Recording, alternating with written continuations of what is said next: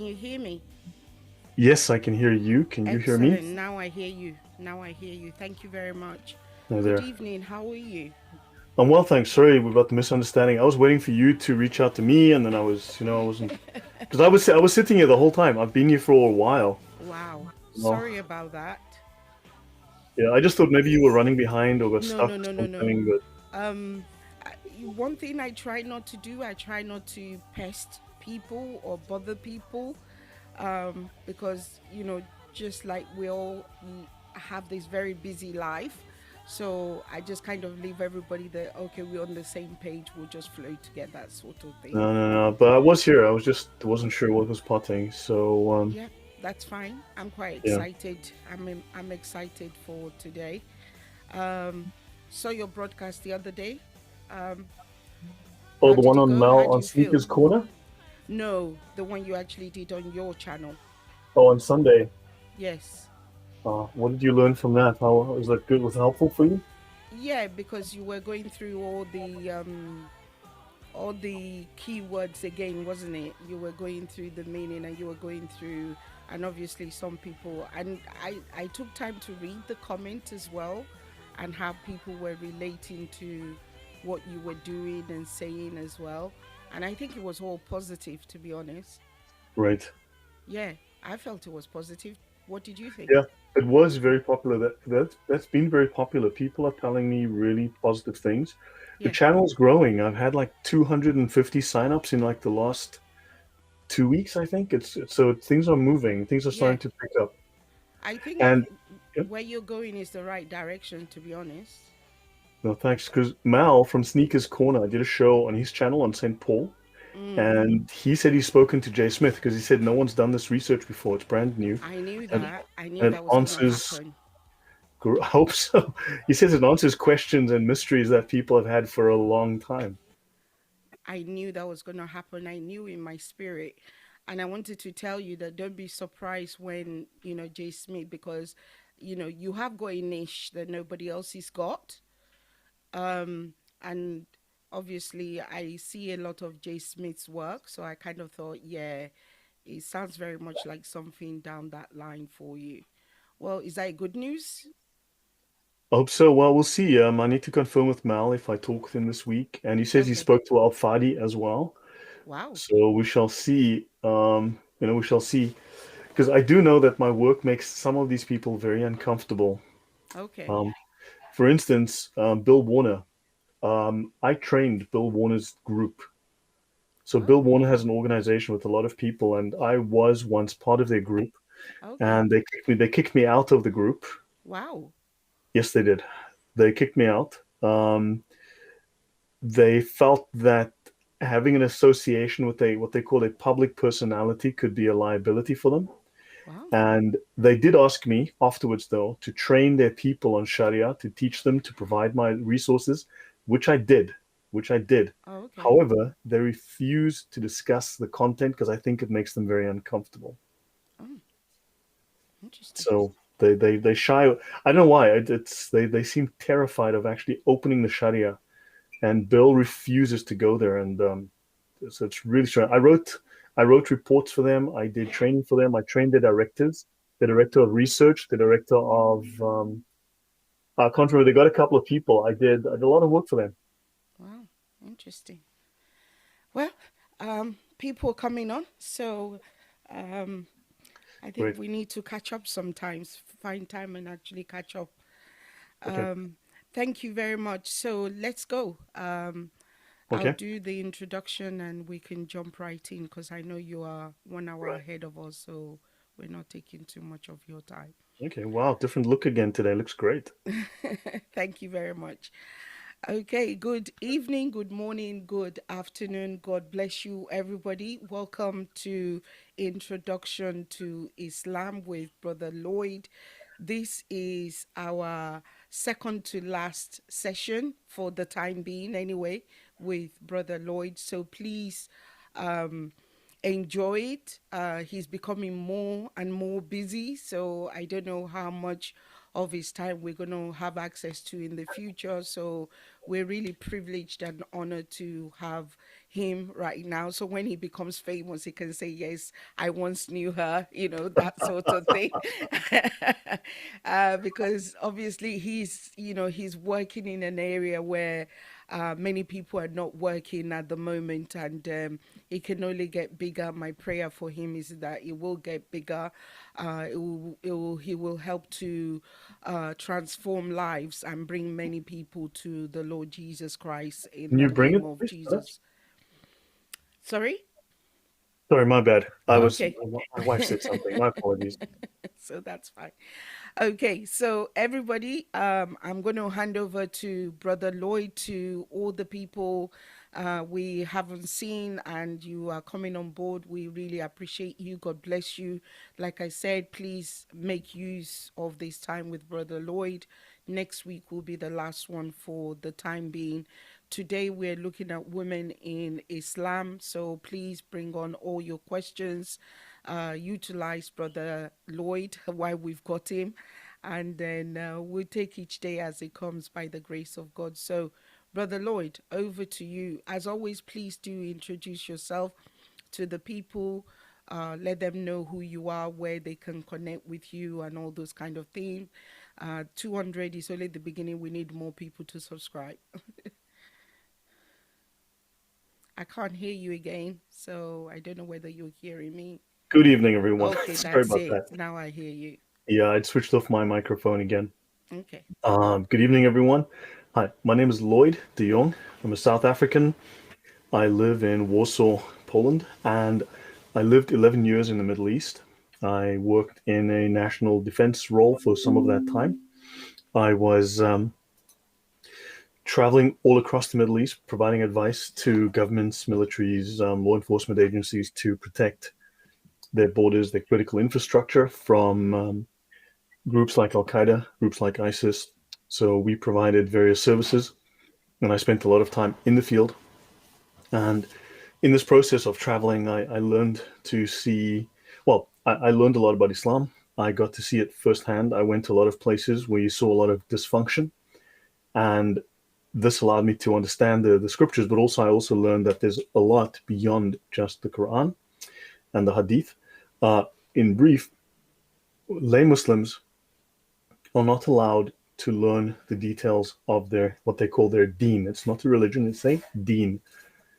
This is a secret. So the secrets of Islam are in the Sharia, right? Because, for instance, Muslims want Islamic law for Britain, but Muslims are not allowed to reveal the Sharia to you. The Sharia and the fiqh, right, which is the application of the law of Allah. This is reserved purely for the scholars. It is illegal for the scholars to teach the lay Muslim the details of the deen, and it's illegal for the Muslims to teach you, because that would be treason. It is treason, and it is punishable by death because it's revealing the secrets and the weaknesses of the Muslims. And for the scholars, it is not legal for them to teach the lay Muslims the basics of theology, because this would introduce, according to the Sharia, it would introduce doubt. And doubt is fitna. Doubt would introduce destruction of the Muslims' belief, and therefore the Muslims are required to believe with utter certainty without knowledge. So once I started learning about these rules and regulations from the Sharia, I started reading the Sharia of the four schools. And tonight we're going to be talking about Sharia and women. So we will examine the basic sources as well, the Quran and the Hadith. But do understand, if the Quran and the Hadith are sources that lay Muslims are able to access, then this means that the Quran and the Sharia are the lowest level of knowledge in Islam.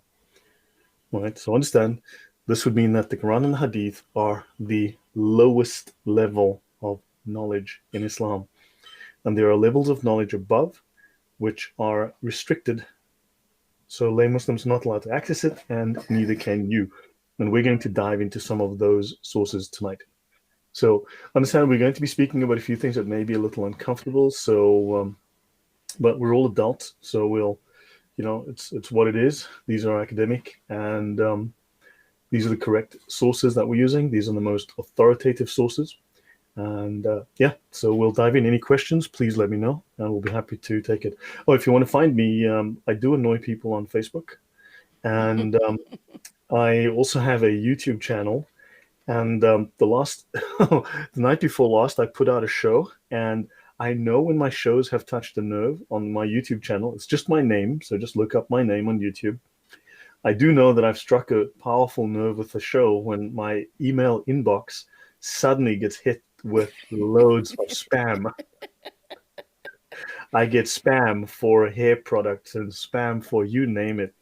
So I've had this week, the last couple of days, I've had a huge amount of spam. So obviously I've upset somebody, right? So every time it's like clockwork. Okay, so any questions, let me know. And I can just get my notes ready, see where I start. And so we will begin here with, um, so also, by the way, the notes I will share. Um, so I will send you the notes, but Okay. all the notes that I'm using, all the references I'm using will be available to you. We'll put it into the video description so you can go check everything. Everything you see me browsing through, you'll have access to as well. Okay, so I'm going to share my second screen. Oh, by the way, I live in Poland. It's freezing. This jacket is here. I might need to put it on because the heating got switched Really? on today, and it's cold here. It's very cold. Wow. Yeah, I'm used to growing up in getting a bit of Africa. sunshine. Yeah, growing up in Africa with mild winters and then moving here where you just it gets cold. Right. So, um, okay, I believe I've shared my screen and it Sure. should come up shortly. That's right. There you are. Okay. So we'll be speaking in general about women in Islam. Right. We'll be learning about how Islam views women. So we'll be going through various sources and doing an exploration. If you have questions, please ask. Understand some of this is going to be very unpleasant and uncomfortable, and but you will be able to verify all of this for yourself. Now, what we have here is my Microsoft OneNote online database, which I will give you guys access to, and you'll be able to see all this and all the links to all the books. Now, I'll start with this. Islam doesn't view women the way Western morals does, the way the Western law does. Women are seen very differently. A woman is equivalent to one half of a Muslim man.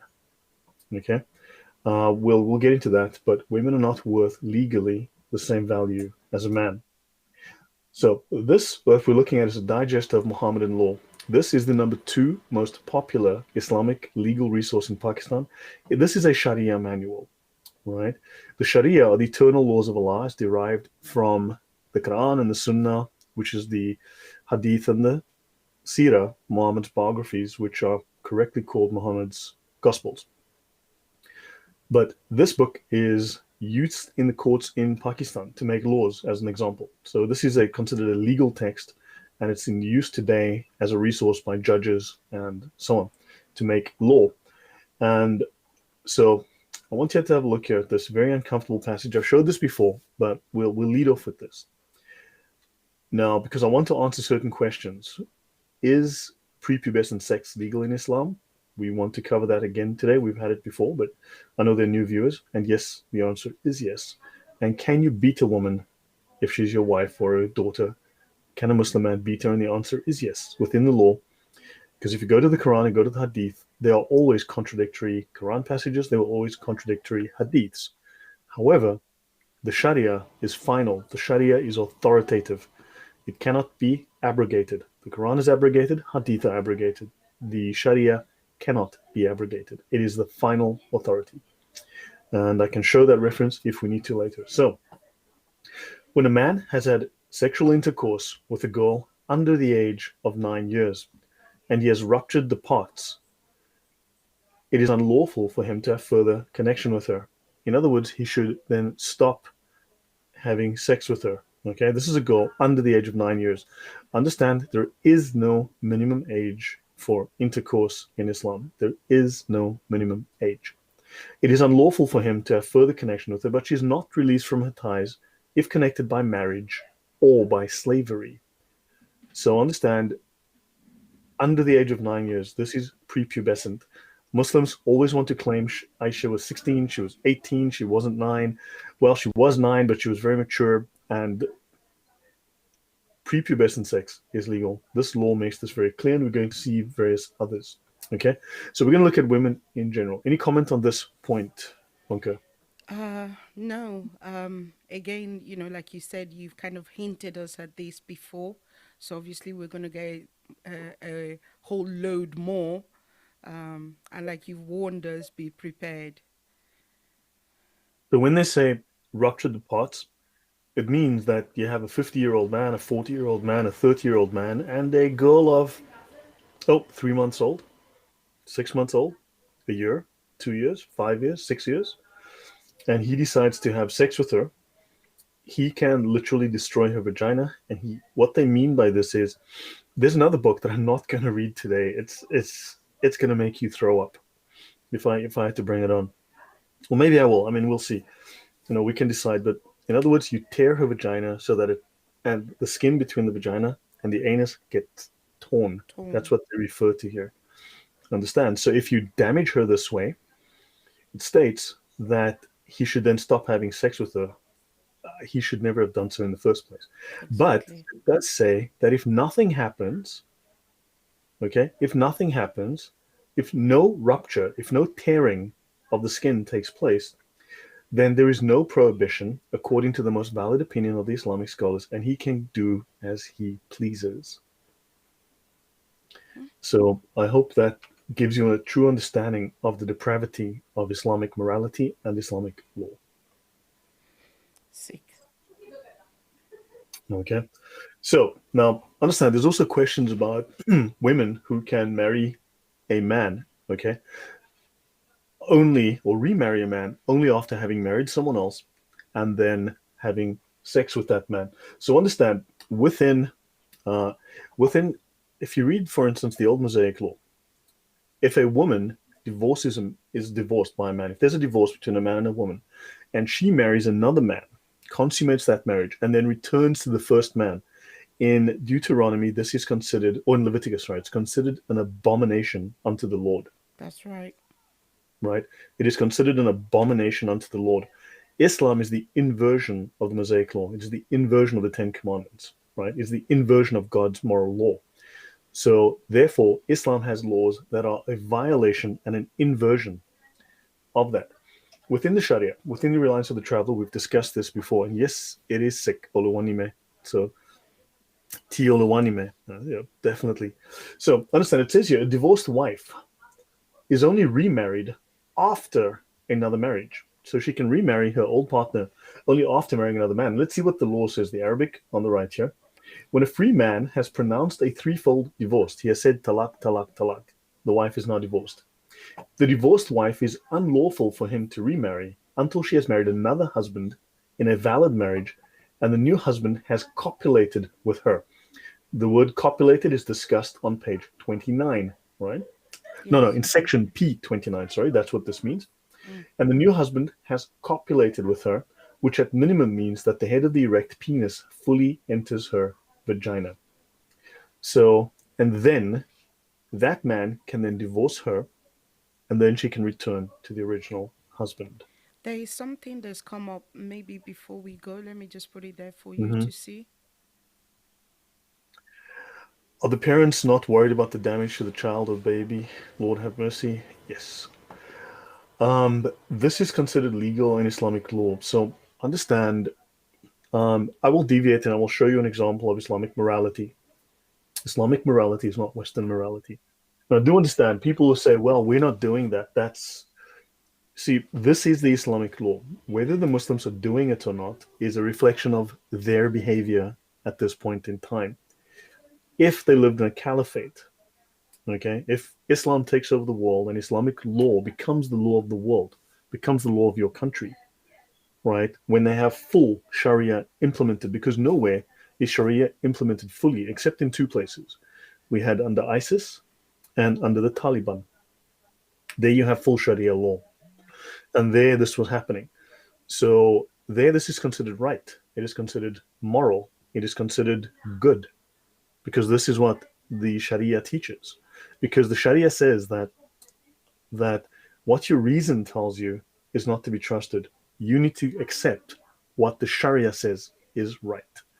Um, should I deviate and actually show that so people can understand Please the feel difference free. in Feel morality? free. Okay, so let me go there.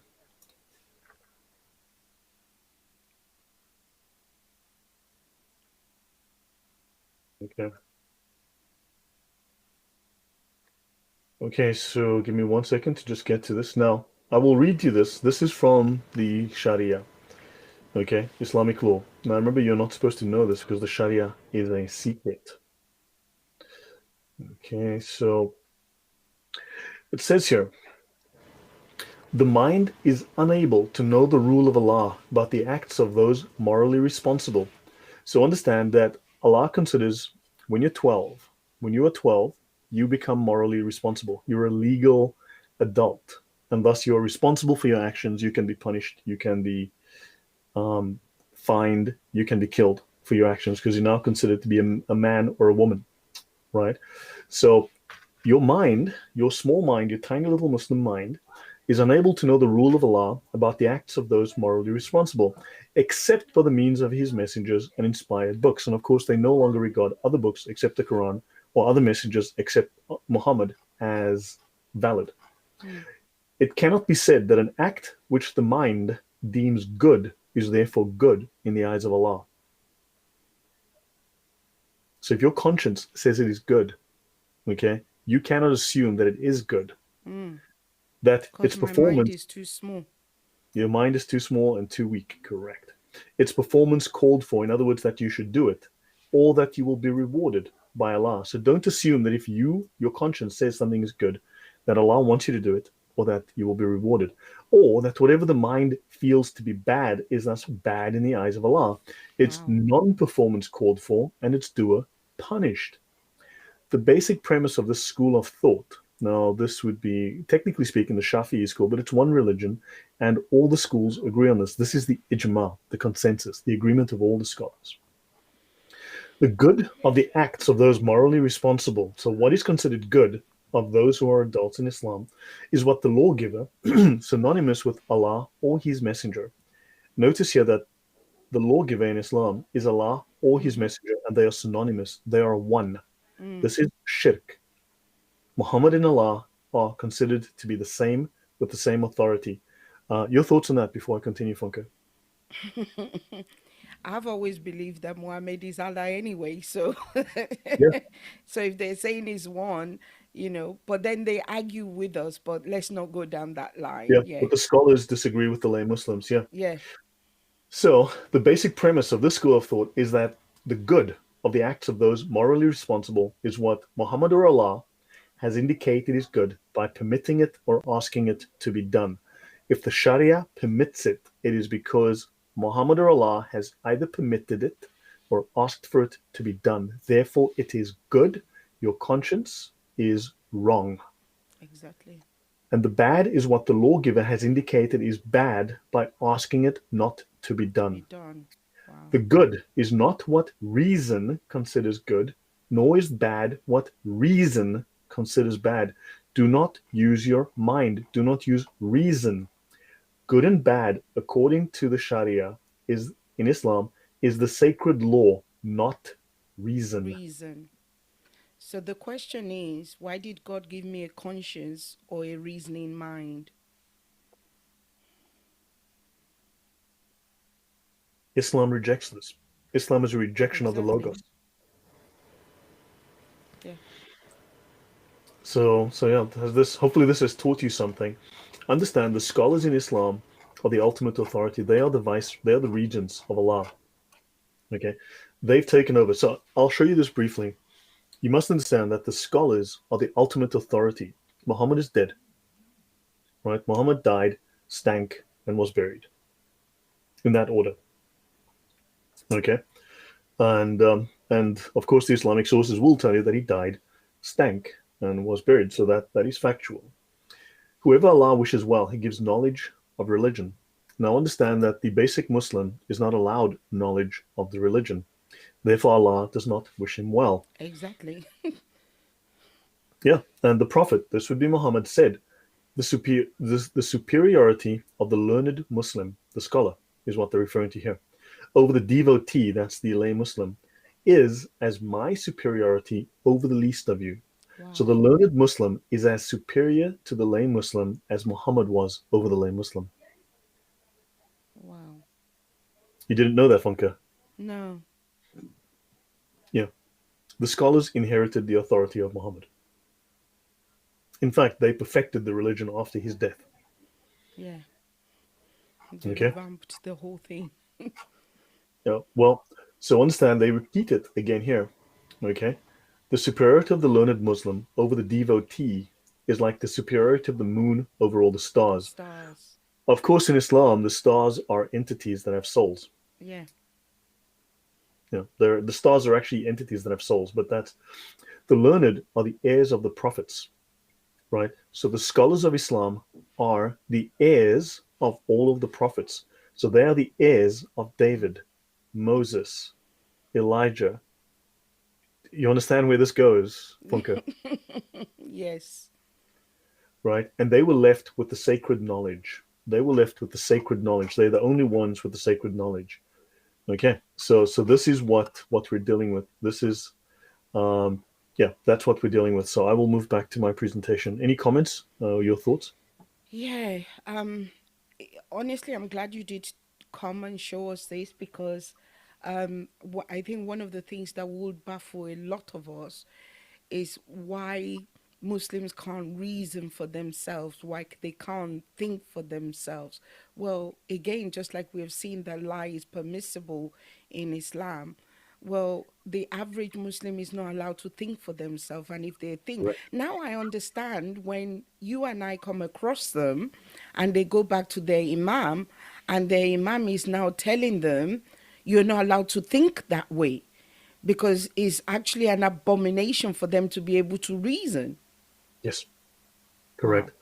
I'm going to show you further. Since you brought it up, I'm going to show you the understanding, okay, and how they can treat women this badly and how they can think this badly or not think. So now, okay, we'll start here. Section A 4.2. Okay, I'm just going to make this a little larger for those who might be on cell phones so you can see this more clearly on the screen. It says here in Section A 4.2 of Islamic law, this is the Islamic sacred law, right? The Sharia and the Fiqh. The basic obligation of Islam is to believe in everything brought by the messenger. And who tells you what the messenger brought? Well, the scholars. Okay? And you have to believe in everything brought by Muhammad with absolute conviction, free of any Any doubt. doubt? Who does this is not obliged to learn evidence. Wow. You are not obliged to learn the evidences of the scholars. That's for the scholars, not for you. You must have no doubt without evidence. Does that make clear? Yeah, I'm a zombie. I just take garbage in, garbage out. Yeah. So the Prophet did not require of anyone anything but what we have just mentioned. So Muhammad, the same person. Yes, exactly. It's the same person. Thank you. So, okay. The Prophet Allah. See, the Prophet Allah. There we go. So the Prophet Muhammad did not require that any of his followers had evidence.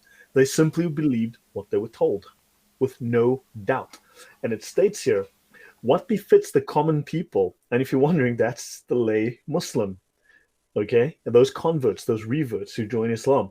What befits common people is to refrain from discussing the subtleties of scholastic theology. Do not discuss the details of your religion, of your deen. Don't ask for answers about fine points, because if you do, corruption, which is difficult to eliminate, will find its way into your basic religious convictions. Knowledge will create doubt. Doubt is corruption of your belief, Hmm. because knowledge and understanding will lead you to question Islam. It is fitter for them to confine themselves to contentment with the above mentioned absolute certainty. Wow. Wow. I'm so glad we're knowing this, to be honest, because hopefully it will make us more compassionate towards Muslim. it will make us probably more understanding to the average Muslim when they are arguing so much and when they can't reason, because it's a religion that does not permit them to reason. Correct. For instance, they mention here heretical theologies that proliferated at a certain time, and they were heretical because they put rational theories ahead of the Quran and Sunnah. You see, using reason, being rational, is heretical. That's Islam. Now you've learned something about Islam. Mm, Yeah. So hopefully that's a long answer, but hopefully that answers the question that we had, definitely, definitely. right? And of course, okay. Well, let me answer one more question since we're discussing Islamic theology. Um, um, so you see, okay.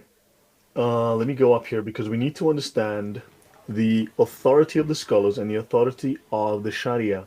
Okay, this is a section called B 7.0, Scholarly Consensus, the Ijma. The scholarly consensus is the agreement of all the scholars of what the Quran means, what a hadith means.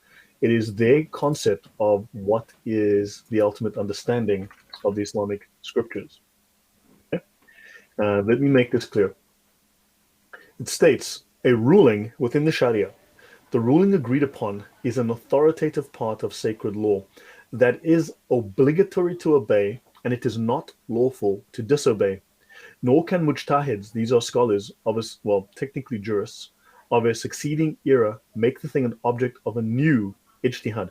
They cannot apply reasoning, their own reasoning and opinions to it, because the ruling on it, verified by scholarly consensus, is an absolute legal ruling which does not admit of being contravened or annulled. Wow. The Sharia is absolute. It is perfect, cannot be abrogated, cannot be contradicted, cannot be cancelled. Don't forget, the Quran is abrogated, the Hadith are abrogated, the Sharia can never be abrogated. The proof of the legal authority of scholarly consensus is that as Allah Most Glorious has ordered the believers to obey Him and His Messenger, so too He ordered them to obey those of authority, the scholars, saying, "You who believe, obey Allah and obey the Prophet and those of authority among you." Quran 4:59. Such that when those of authority and legal expertise, the mujtahids, agree upon a ruling, it is obligatory in the very words of the Quran to follow them and carry out their judgment. Allah threatens those who oppose the messenger. Wow. Allah threatens. Yes, Wow. Allah lies, Allah deceives, Allah chooses who He blesses, and He also threatens. yes, yeah. And someone says more than sick, this is madness. And it is. It is because it violates reason. Okay? So basically, it says if you controvert, if you disagree with the final rulings of Muhammad as interpreted by the scholars, you will go to hell. Okay?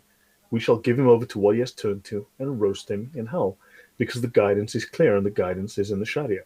And I'll continue. Hopefully that clarifies. Does that explain a lot about the culture? It does explain a lot, but I'm going to put this up. Um, I'm not sure what this is actually my aunt, by the way. Okay. I'm not actually sure whether she gets what it is that you're putting across.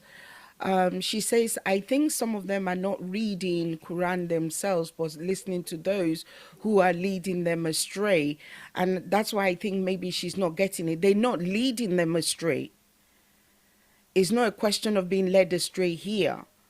They are actually telling them what they are allowed to tell them. It's not that they're leading them astray. Please correct me if I'm wrong, No. but they're not being lied to. They have only been told what they believe is the basic that they need to know. And if that includes lying, then they'll lie. Yes, correct. We have covered that before, and Yes. I've learned before that I need to repeat things because obviously there are new watchers and listeners, Mm, and of course people forget. But imams are not allowed, as we showed, to teach the details of the deen to lay Muslims, and lay Muslims are not allowed to know. They should remain ignorant. So yeah, so let's continue with this, and we'll come back to some of these Islamic things to show some of the sources. So this is Muhammad's wife, Aisha, and this is by the so the second most popular spiritual book, quote unquote spiritual book in Islam is called the Ihya Ulum al-Din by Imam Hamid al-Ghazali. Okay, Muhammad al-Ghazali. He is the second most important scholar in Islam after Muhammad himself. Right, this is the most important scholar in Islam after Muhammad himself, in what is considered the second most spiritual book, most important spiritual book in Islam after the Quran itself. And he writes, okay, in the book on the etiquettes of marriage, and it's also in this book here, he writes about Muhammad's wife. And Muhammad's wife, Aisha, the little girl, says, she angrily said to the Messenger of Allah, "It is you who pretend to be a prophet from Allah." Smart woman. Yeah, she calls Muhammad a pretender. So his own wife said that he pretended, oops, to be a prophet from Allah. So understand now, nowhere do we have Jesus's wife saying, "You pretend to be a To be prophet. You God. pretend to be God. You pretend to be a miracle worker." His own wife calls him a pretender. This is in their second most important spiritual manual, right? Of course, Muhammad says, now the scholars will throw her under the bus in a heartbeat, okay? Yes. And they do, they will Yeah. throw her under a bus in a heartbeat. But Muhammad himself says the superiority of Aisha over other women is like the superiority of tharid to other food. He compares it to food, Mm. but understand she's supposed to be the most superior of women, like the She's the most superior of women. mother of the faithful, isn't she? She is, and she called Muhammad a liar, basically. Yes. Okay, now I'm gonna have a look at a few things here. So this is the top 15 countries for women, okay, from a World Economic Forum Global Gender Gap Index 2015 document. Right, there's loads of things, but I picked this one as a representative of what's out there to make it easy. And let's have a look. Yemen, Islamic country. Pakistan, Islamic country. Syria, Islamic country. Chad, half Islamic country. Wow. One, I'm Islamic country. Jordan, embarrassed. Islamic country. Morocco, Islamic country. Lebanon. Am I? Hopefully, this. If you have a look on the right hand side here, the top 15 worst countries for women, Mm. all of them Islamic. Okay, and there's a reason for that. So there is a reason for that. Okay, so now we'll head into some other things. So the prophet said, okay, a man will not be asked why he beat his wife. Wow. Right, this is Sunan Abu Dawud. There are six major canonical hadith collections. This is one of them. All right, and of course, this is one of the most important of the hadith collections. And a man will not be asked why he beat his wife. So unfortunately, Muslims will constantly tell you this is not allowed, but Muhammad beat his wife, and they will give you all sorts of excuses and reasons. Because you see, Islam is perfect, but also you're not allowed to insult Islam. Because, as you know, slander in is okay. Slander. What is slander, Funke? Well, when you're saying something that is not correct about somebody, Not true, right? When you lie about defamation of character, defamation, yeah. Yes. defamation. Yeah, slander is defamation, where you lie about someone and destroy their character, destroy their credibility, right? In Islam, slander means to say something that is true that they don't like. Wow. Okay? So understand that's why Muslims can never grant you the fact that Muhammad did anything bad. Okay? Mm. Because I'm going to show you here. You see, here's an example. This is an example in the sacred law of slander. If you notice something good, it is sunnah to mention it. But if he notices something bad, it is unlawful to mention it. This is slander. To see Hmm. something bad and to say it, to admit the truth, to speak a truth that they wouldn't like is slander. Let's go have a look at the actual ruling of slander. Okay? So when I see something bad and I mention that this thing is bad, that is me slandering. That person, slandering the religion, slandering the person. Yes. So I see something bad and I shut up. Yes. You can only say something good about Islam or a Muslim. Yeah, but when I see something bad, you said it's something bad. Yeah. And something So, bad is something bad, whether I open my mouth or not.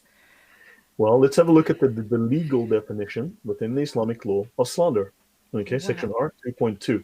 So let's go to section R 2.2 and read what slander is. Slander means to mention anything concerning a person that he would dislike. Wow. Not to lie about someone, to say something true that he wouldn't like. That's slander. Understand? This is a backwards religion. Um, Adib Adiyemi says, if I get you right, you're saying Islam sees nothing wrong about a man beating his wife. Nothing at all. It's lawful. It's moral. It's normal. It's legal Yes, because correct. we're looking at the law and the law says it's legal. So that's why you can't question the man for beating his wife. Yes, yes, exactly that. So let's go back. But understand, so hopefully we can explore Islam and explore the law. So understand, so that is Sunan Abu Dawud, Hadith number 2147, or Book 11, Hadith 2142, depending on the reference you use. Of course, within the Sharia, in section O 25.3, it states, a people that leaves its leadership to a woman will never succeed, right? So that makes Islam very blatantly misogynistic. Now, of course, in terms of the word of hitting someone, okay, if we have a look at, when they say, but when you hit a woman, so we need to mention this. We're going to meander through various subjects today, but they always say, no, no, you can beat her with a toothbrush. Yeah, I've heard that rubbish Right. too many Well, times. so the word in the Quran is wa'id ribuhunna, from the root dadraba. Now, depending on the context, that word in the Quran, where it says to beat a woman, okay, means to beat, struck, smote, hit, okay, making a thing fall upon another thing, okay, to discipline, to train, to cast forth, to throw, or to fling something, to seal or stamp, or to beat with a mallet, a sword, a tent peg, Wow. okay. A However, sword, a mallet yes, but using a toothbrush, now a friend of mine translated this. is not in the text. There is no mention of a toothbrush in the text. There is sword and hammer. Wow. So understand when they start saying this stuff, this is by no means true. I'm going to bring this in so I can try and zoom in a little bit. Okay. So understand. Now, of course, another thing we must mention, there's it is also legal within the Quran, within these. So let me go to section E 4.3 again, because it's legal. When they speak of within women, to circumcise women, they mean to remove part of the clitoris. Okay, so let me go find that. Circumcision in Islam is obligatory. I want you to stand for both men and women. Circumcision is obligatory. So female genital mutilation is a fact. Okay. Circumcision is obligatory for both men and women. It consists of removing the prepuce from the penis, and for women, removing the prepuce, the buzzard of the clitoris, not the clitoris itself. And this is a lie. Okay. The author here is lying. The author is deliberately mistranslating from the Arabic. He's not telling the truth here. Understand that. Okay, this is not a proper translation because in E4.3, removing the prepuce is false, right? This should mean removing the buzzer. Okay, so unfortunately, because these texts are embarrassing, the scholars will make deliberate lies about some of these translations. Okay, so understand these are things that you need to understand. But within Islamic law, circumcision is required. Okay. Now, how did they treat women? So there's a story here of Kirfa. Let me just see why this is. I'm going to try and I want to make this narrower, but something is blocking me. So please give me a second just to try to, because I want to try and make this more visible to those of you on mobile phones. Um, this one, that's why. I need to narrow this one.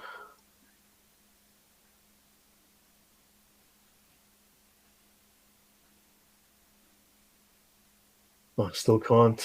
Darn it. because then I can zoom in tighter and you guys can see a little better. But fine, let me just go back up and just take it as it comes. Okay, so let's talk about how they've treated an old woman. Kirfa Fatima was taken prisoner. She was a very old woman. Okay, Zaid ordered Qais bin Musahar to kill Kirfa, and he killed her cruelly by putting a rope, okay, by tying a rope to her two legs and to two camels and driving the camels apart until they tore her in two. This is in the History of Al-Tabari, volume 8. Al-Tabari is the greatest historian of that era, okay, the greatest early historian of Islam. He wrote all about the battles of the prophets. It's called the Battles of the Prophet and so on. He wrote 40 volumes. And this is a story of the actions of Zayd, Muhammad's son-in-law, if I recall. And they tore a woman apart by tying her legs to a camel and chasing the camels in opposite directions. This is the kind of cruelty that was common by Muhammad and his companions. That's in Ibn Ishaq, page 980. So, yes, they have torn women in two. There's no record of the apostles or Jesus doing anything of this nature. I'm going to ask you, Brother Lloyd, to go out of your PowerPoint and go back in. It's not the same thing on YouTube. Okay. Maybe I'll stop sharing and then I'll start sharing again. Please, if you can. Oh, so it's happening again for some reason, right? Mm, Okay, sorry about that. Okay, I've started sharing again. okay. Okay, so guys, you can follow along. Let me actually drop. If I can send you the link, everyone can follow this along, Okay. and then you just go to the page on women. It's in my OneNote database. I'm going to send you a private chat note. Okay. I've Please put seen this it. in the chat. Ask people to just click on that, and then they can go to the section on women in Islam, or it says women or something. They'll see it in the menu. If they can Mm, just go to the section on women, they can follow along as I go through, or they can mm. watch later and follow along. Okay, the notes are there. So just look for the page on women. Okay, so now we see that they've torn a woman in two.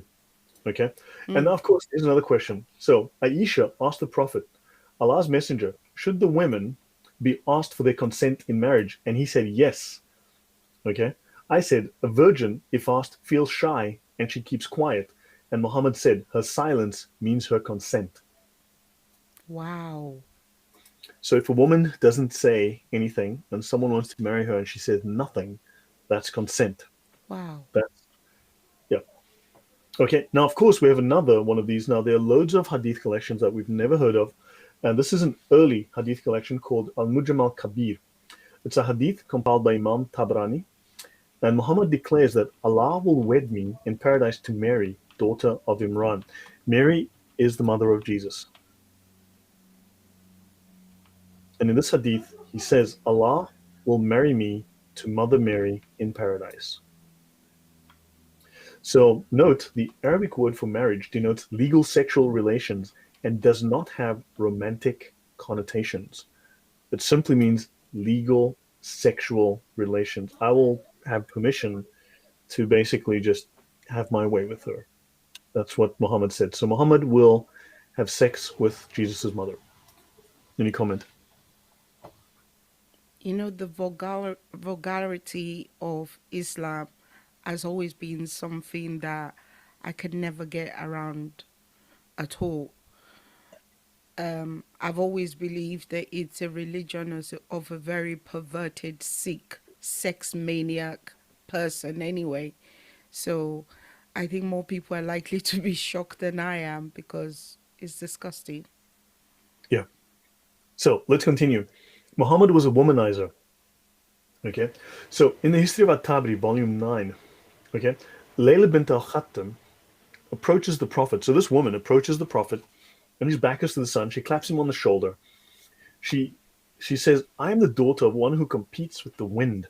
I am Layla bint al-Khattam. I've come to offer myself in marriage to you, so marry me. So Muhammad accepts. Okay. So he replies, I accept. She goes back to her family and she says that the Messenger of Allah had married her. Her family says to her, what a bad thing you have done. You are a self respecting woman, but the Prophet is a womanizer. Get an annulment from him. So she goes back to the Prophet and asked him to revoke the marriage, and he complied. Wow. This is in Al-Tabari, The Last Years of the Prophet, Volume 9. So this is one of the greatest historians, again, of Islam, the greatest early historian of Islam, Al-Tabari. Now, I don't recall that Jesus was called a wife beater or a womanizer. No. So understand, you're getting an insight into Muhammad. So, yeah. Now, of course, it was narrated, okay? Okay, this is another one of these hadith, right? If I were to command anyone to prostrate to anyone other than Allah, I would have commanded women to prostrate to their husbands. In other words, he would have commanded women to worship and pray Mm-hmm. to their husbands. And he says no woman can fulfill her duty to Allah until she fulfills her duty to her husband. If he wants sex, even if she's riding on a camel, she should not refuse. In other words, women do not have permission to refuse sex to a husband at all in an Islamic marriage.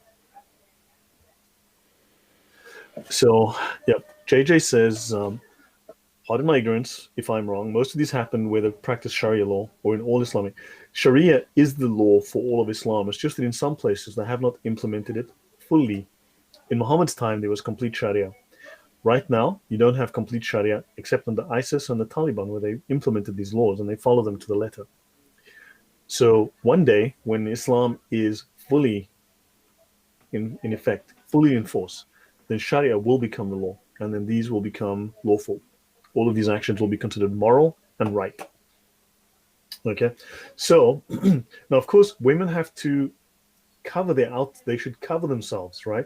They should cast their outer garments over themselves, okay, so that they should be known as believing women, Islamic women, and not molested. That's of course in the Quran 33:59. So that women should not be molested. Therefore, they should cover themselves. Otherwise, they can be molested because not being covered is permission to be molested. And unfortunately, this is one of the things within Islam. Okay, and also in Tafsir Ibn Kathir, he says, okay, so this is one of the greatest commenters on the Quran. He says women should draw their jilbabs over their bodies. Okay, if they do that, it will be known that they are Muslim women and that they are not servants or whores.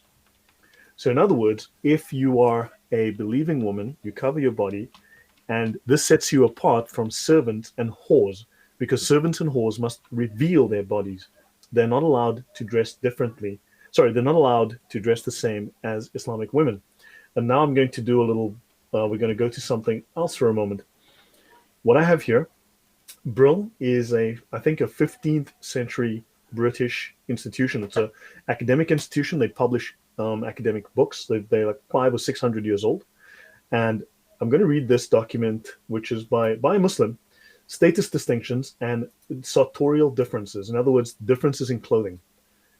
Okay, slavery, sexual ethics, and the social logic of veiling in Islamic law.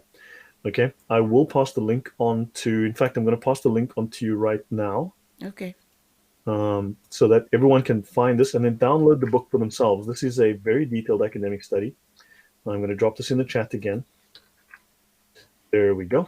You Received. can download the PDF right here. So I'm going to bring up this book and I'm going to show you what it says. Okay, so this is a detailed study of the Islamic law by a Muslim scholar on what happens if you were a Muslim slave woman, right? If you're a slave woman and versus normal women. So let's learn about what the great Islamic scholars have to say. So it says here.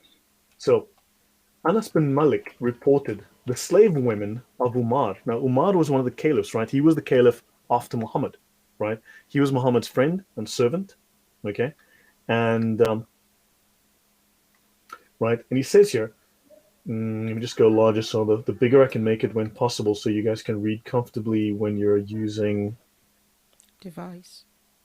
yeah, when you're using mobiles. Let me just zoom in. Unfortunately, okay. The slave women. So Anas bin Malik reported the slave women of Umar used to serve us with their heads uncovered, their breasts knocking together, and their ankles exposed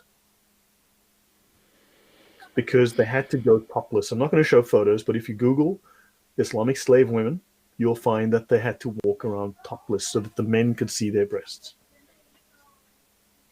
So slave women had to go around topless.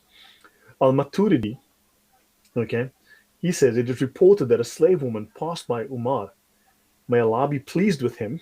Allah is pleased with this guy. And she was wearing a veil. She covered her modesty. Remember, Islamic women are supposed to cover your modesty, right? Cover That's your. right. That's Well, right. she's a slave woman.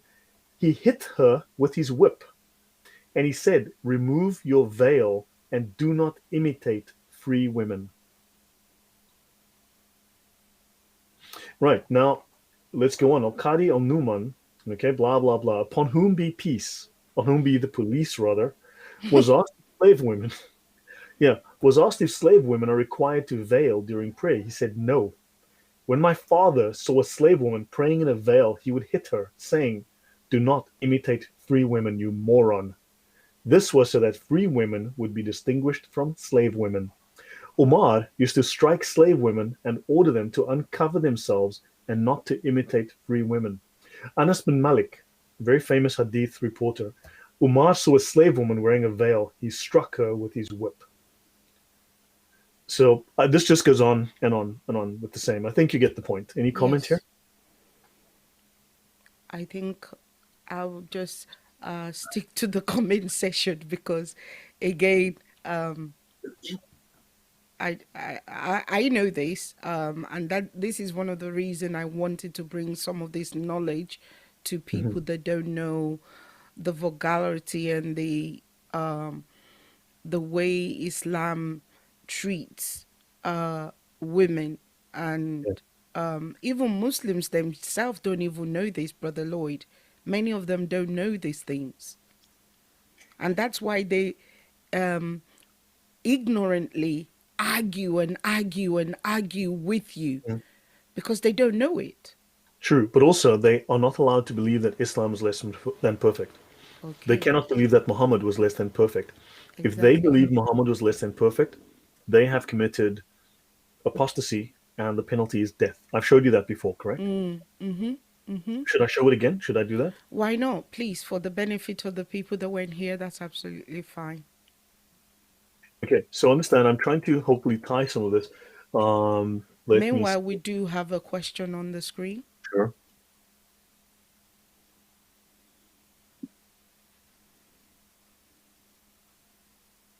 Okay, so I'm going to bring up another document. Okay. Please comment on the temporary marriages that are now in operation in the Arabian Peninsula. So technically that's illegal. Okay, technically that's illegal in Sunni Islam. Okay, technically that's illegal in Sunni Islam because it was abolished in theory under Islamic law. It is still legal in Shia Islam. However, it does happen. It certainly does happen in Sunni Islam. It's not like it's honestly gone. You will see here temporary marriage. So this is the in theory temporary marriage or mutta. Sahih Muslim, Book 8, number 3251. It was reported on the authority of blah blah blah that the Muhammad gave sanction for contracting temporary marriage for 3 nights in the year of Altas 1847, and then he forbade it. Now, understand, if I had to go into the Sharia law, and I don't have those references ready, I wasn't going to dig into every single thing. I wanted to give an overview of Mm, new, but it is, I have in other shows on my channel. If you go to my YouTube channel, please subscribe. yes. Have a look. I have a lot of content there, some shorter, some longer. Um, but I do go through the Islamic If law, and you I do can give cover me this. the link to your channel as well, I'll put that one out as well, please. Yeah, sure. Let me just do that quickly, and then I will. Okay, so excellent. I just found it, and let me go back to you. I'll drop this in the chat again. That's So in my fine. channel, so guys, I do speak about this in a different discussion where I'm talking about women in Islam. So just search for women. I do have a three-part discussion on women in Islam. It's about 20 minutes per episode or something. So understand, it was in theory in Sunni Islam abandoned. It's legal in Shia Islam. However, it still happens. Like if you go to, for instance, the Philippines, where there's a Muslim community, 1 hour marriage, all good. Just pay a little bit of money. It That's still right. happens. Okay. So, okay. Now, oh, okay. So, oh, notice I put this in because I thought this was just very funny in the way it's presented. There are the verses of stoning and breastfeeding an adult 10 times, Yep. right? So the verses of stoning and of breastfeeding an adult 10 times were revealed, and the paper was with me under my pillow. When the messenger of Allah died, we were preoccupied with his death, and a tame sheep came in and ate it. Again, Sunan ibn Majah, 1944. So certainly there was this. I'm going to show you now the verse of stoning. So let's have a look at the Islamic law. Actually, no, first of all, let me show you what happens to you if you don't believe that Muhammad is perfect. I've showed this book before. This is called the Unsheathed Sword Against the One Who Insults the Messenger of Allah. That's Muhammad. Okay? The purpose of this book is to clarify the ruling on insulting Muhammad, called Sab al-Rasul. Okay? It says here very clearly, whoever insults, this is chapter 1, whoever insults the Prophet is to be killed, whether they are Muslim or a disbeliever. Chapter 2, killing is prescribed on the one who insults the Prophet. It is not permissible to imprison him or show mercy to him or to ransom him. Chapter 3, any Muslim or non-Muslim who insults Muhammad is to be killed, and repentance is not sought from him. Hopefully that makes clear. Very Okay? clear. Let's dive a little deeper in. The contents of this book concern the Islamic ruling, the legal ruling upon those who insult the final Prophet Muhammad. And now I'm going to go to a couple of references here. Chapter 1, whoever insults the Prophet is to be killed, whether they are Muslim or non-Muslim. The scholars have consensus. This is from all of the scholars. Whoever insults him is to be killed. And it goes on, killing. You'll notice the word killing appears everywhere. Yep. Killed. Kill. Killed. Okay? And it says here, the scholars have consensus that whoever insults the messenger by attributing a defect to him, then such a person is a disbeliever. And I do not know of anyone who differed concerning the obligation of killing such a person.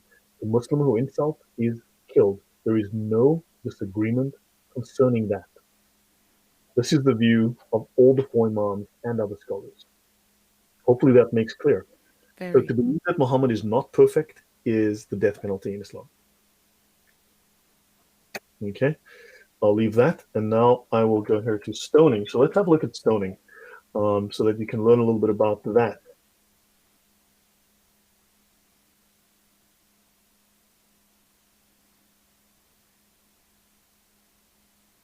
Um,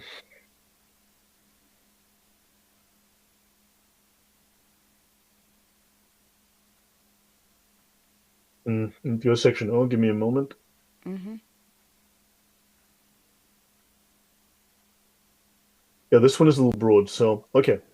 So it states here, okay, the penalty for fornication, so for having illegal sex, or for sodomy, okay, the legal penalty is obligatorily imposed upon anyone who fornicates or commits sodomy, provided it is legally established. So, okay, so if someone has sex, okay, without being married, they have committed a crime. Okay, if they reached puberty, if they're sane, and they did so voluntarily. If the offender is someone who could have remained chaste, who could have remained virginal, then he or she is stoned to death. That's the law. Okay? And it says here, notice this, a person is not considered to have the capacity to remain chaste if he or she is prepubescent at the time of marital intercourse. Prepubescent at the time of intercourse.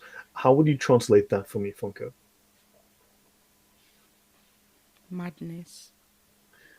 Prepubescent, understand? Yeah. Someone who's not, Somebody that's not matured.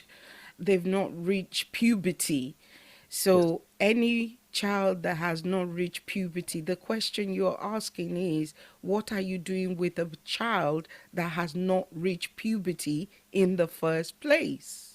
yes, correct. The penalty is stoning. The offender is stoned, even in severe heat or cold, even if they have an illness from which they are expected to recover.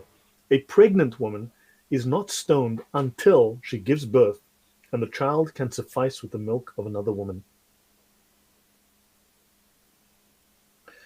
So there you have the official Islamic ruling on stoning women. Do you comment before I move on? I don't know. I No. I wish other people would make more comment, to be honest with you. No.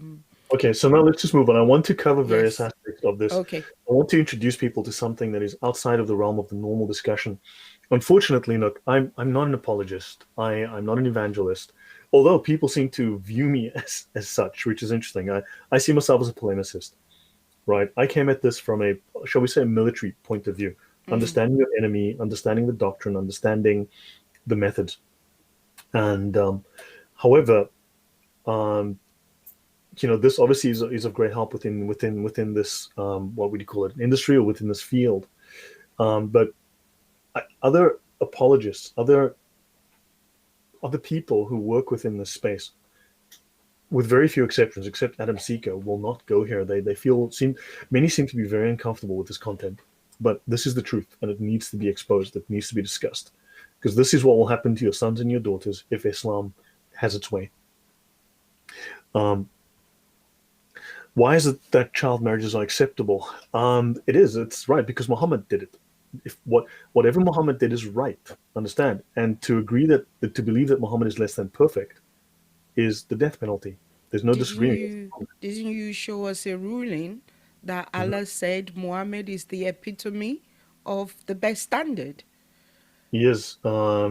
Actually, let me have a look at some. Yes, Muhammad is perfect. So understand. Yeah. So, So whatever um, Muhammad did, it's absolutely okay.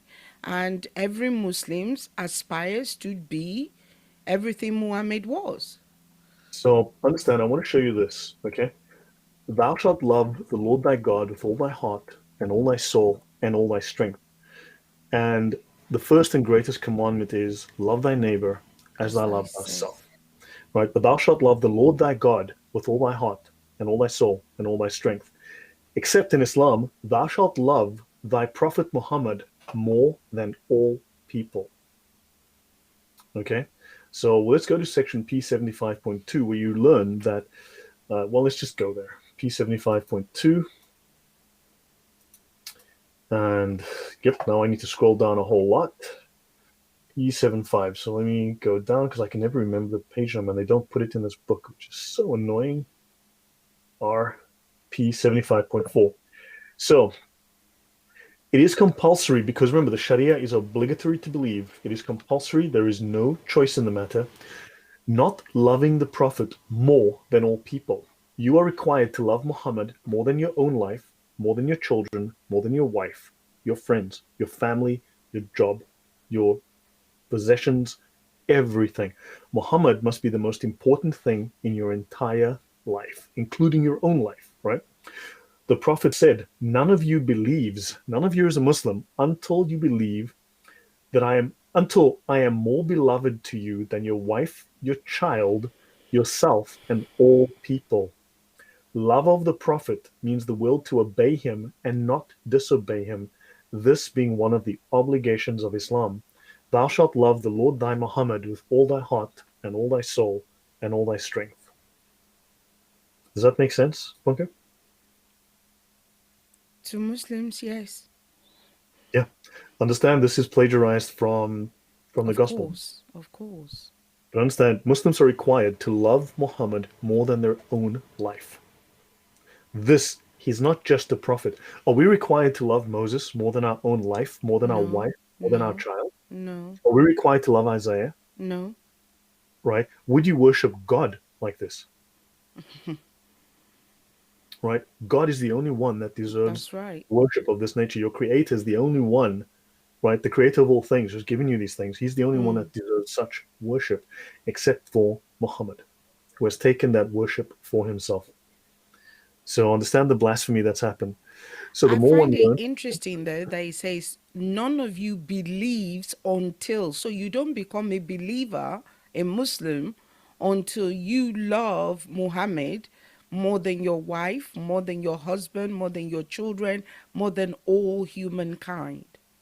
yes, yes, you cannot be a Muslim until you put Muhammad first, and he's the most important thing in your life. He's the prime, ultimate, perfect example. Yeah, that's Islamic law. That's this is the religion.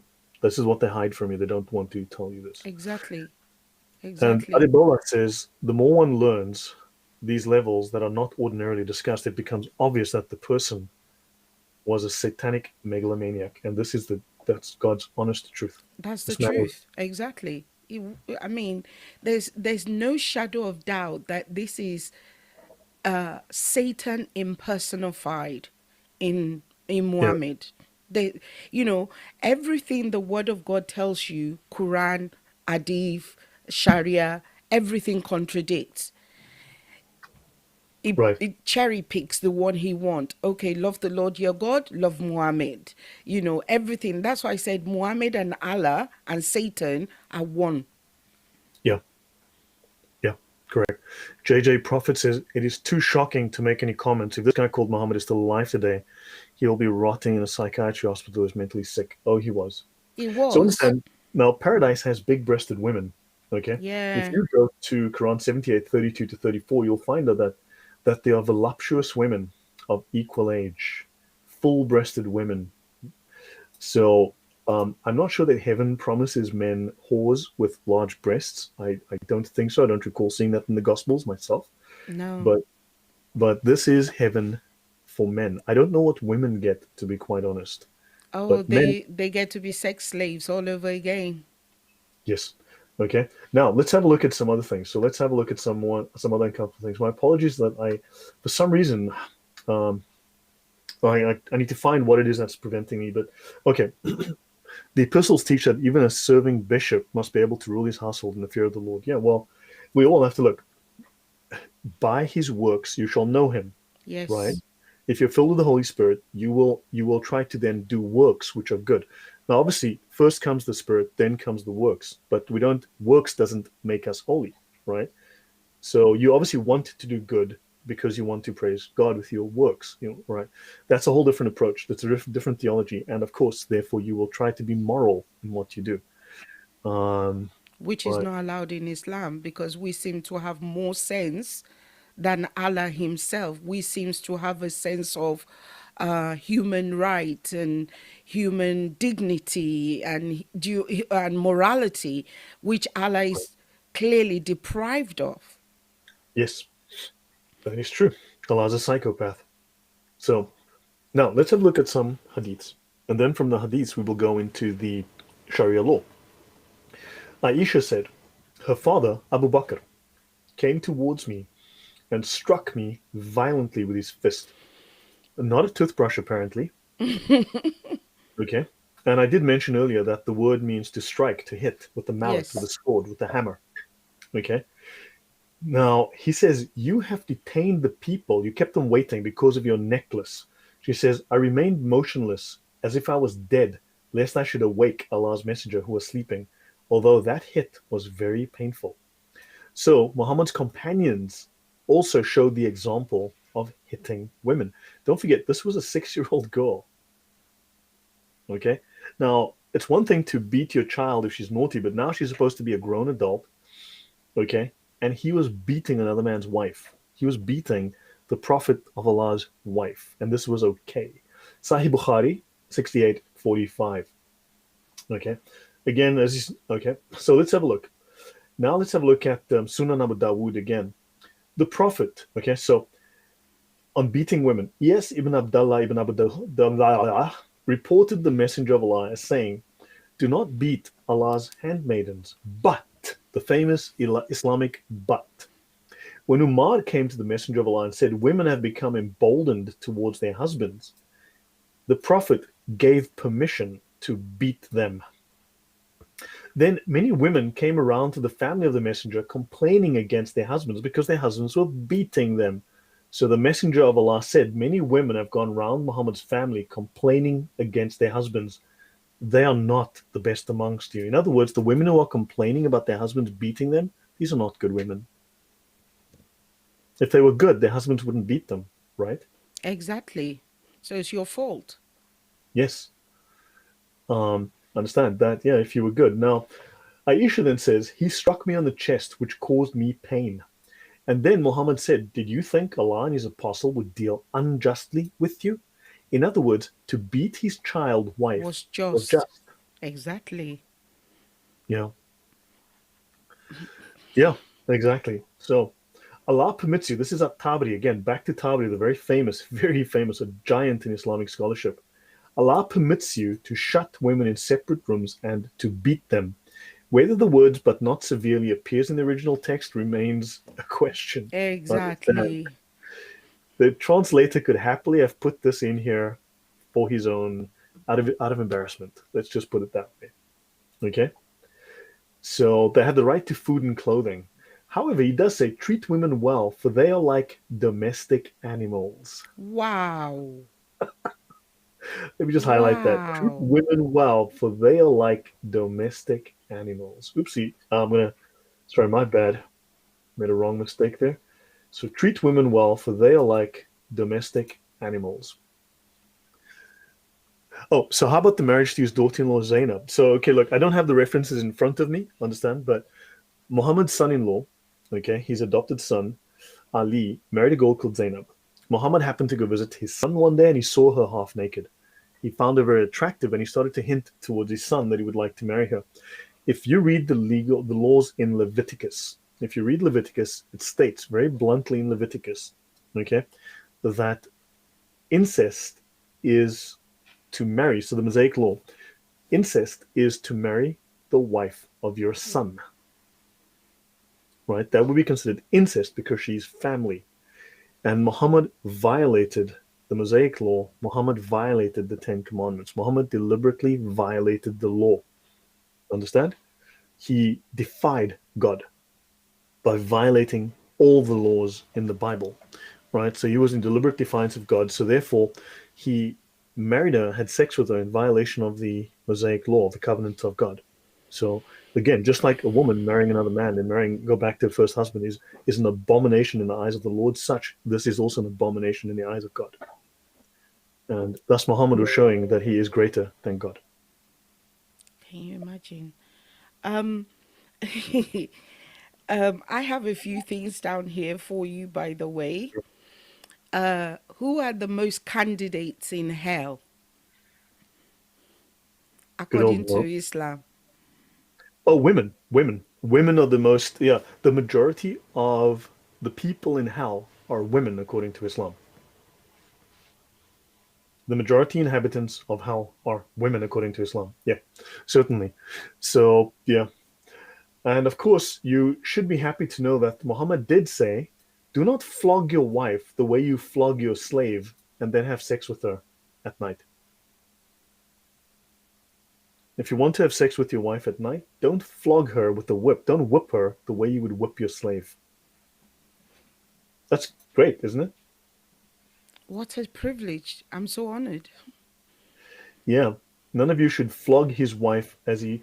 I mean, does your husband flog you as badly as he flogs your slaves, or Number is he? one, we don't have slaves, so there's nothing, there's no, there's no comparison. So flogging is out of the window in my house. He doesn't have a whip hanging in the house? No, no, no, no, no, no, no, Right. no.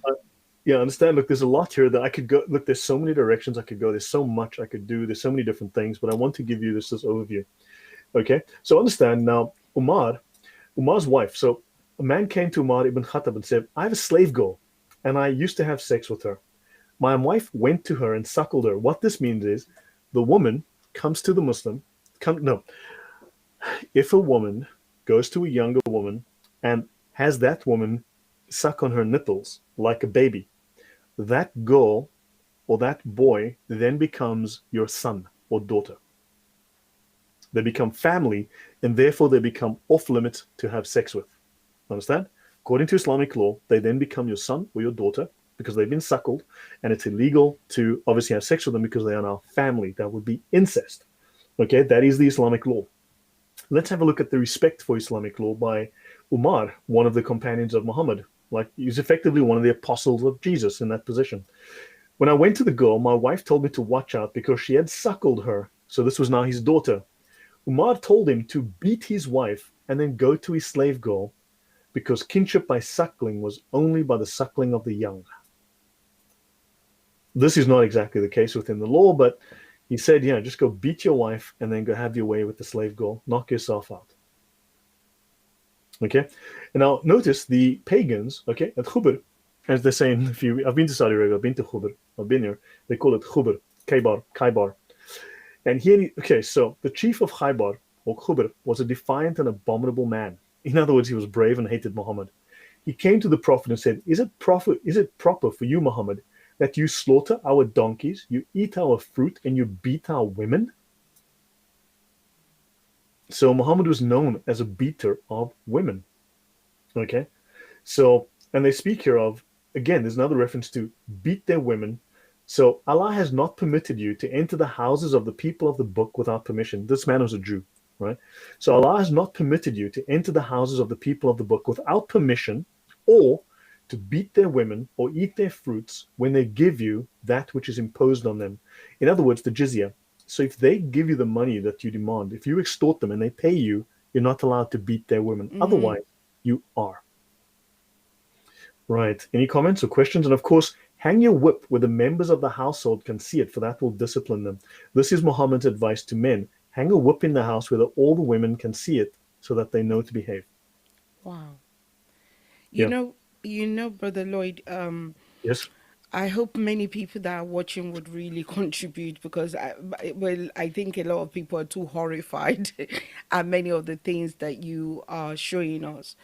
Because one thing I keep saying, and this is one of the reasons I'm encouraging my people on the continent of Africa to know the truth of what is in this Sharia, is Hmm. because the Muslims that we live with in Africa, and I'm sure, Brother Lloyd, before you left South Africa, you can probably testify to this as well. The Muslims that we lived with in Africa were not like this. No, they're The very Mu- westernized. They have to follow Western law. okay, the Muslim we grew up with didn't do any of these things. At least So, not where you can see it. well, exactly. I mean, like I said to you, many of us came from Muslim home. I came from a Muslim home. Many of the people watching you that I've invited that came from Muslim home. So we never witnessed. This was not the way that we did things. So to us, this is coming as a huge revelation and shock at the same Mhm. time. And hopefully, I'm hoping that people will, their eyes of understanding will be open to the truth and the reality, why we can't be complacent and Mhm. why we cannot speak ignorantly as well and just said, oh, but Muslim, Islam is okay. Muslim is, do you understand what I'm trying to say? Because that's not the true image that we have. That's Yeah. not the true perception of Islam that we have. That's a Mhm. fake one. That's a counterfeit one. So, if this is shocking you, I'm saying, please, this is the reality. Take it and run with it. That's why we need to be more of our brothers' keepers. That's why we need to embrace this truth that we're receiving, and don't be complacent and just don't say, oh, but they're just Muslim. It's not a big deal. It is a big deal. If I'm not mistaken, please help me, Brother Lloyd. Isn't there a place that says when the Muslim are in minority, they keep quiet Mhm. until they come into majority? So you might not be Yeah. seeing this right now because they are in the minority. But once, should you encourage them? I saw a video of a woman Yeah. when Lebanon used to be a Christian nation. And she was speaking how they also said, oh, but they're just Muslim, they're just nice. And then today, look at what Lebanon has become. Yes. I've Because been to Lebanon. what did you say? I've been to Lebanon. Okay. Because they became complacent. And she said, they when they became the majority, they were literally walking into their churches and they were slaughtering them in broad daylight. No, it was Lebanon that opened my eyes. It was going to the Lebanon that actually told me I need to understand this. It was the Lebanon that opened my eyes. Going there and seeing was what just literally made the scales drop from my eyes. That was gut wrenching. That experience. It says here, "Do not be faint-hearted and call for peace when it is you who are the uppermost." Quran 47:35. That's the law. It's in the Sharia. Do not be peaceful if you are in control. Then be aggressive, be violent. So, Yeah.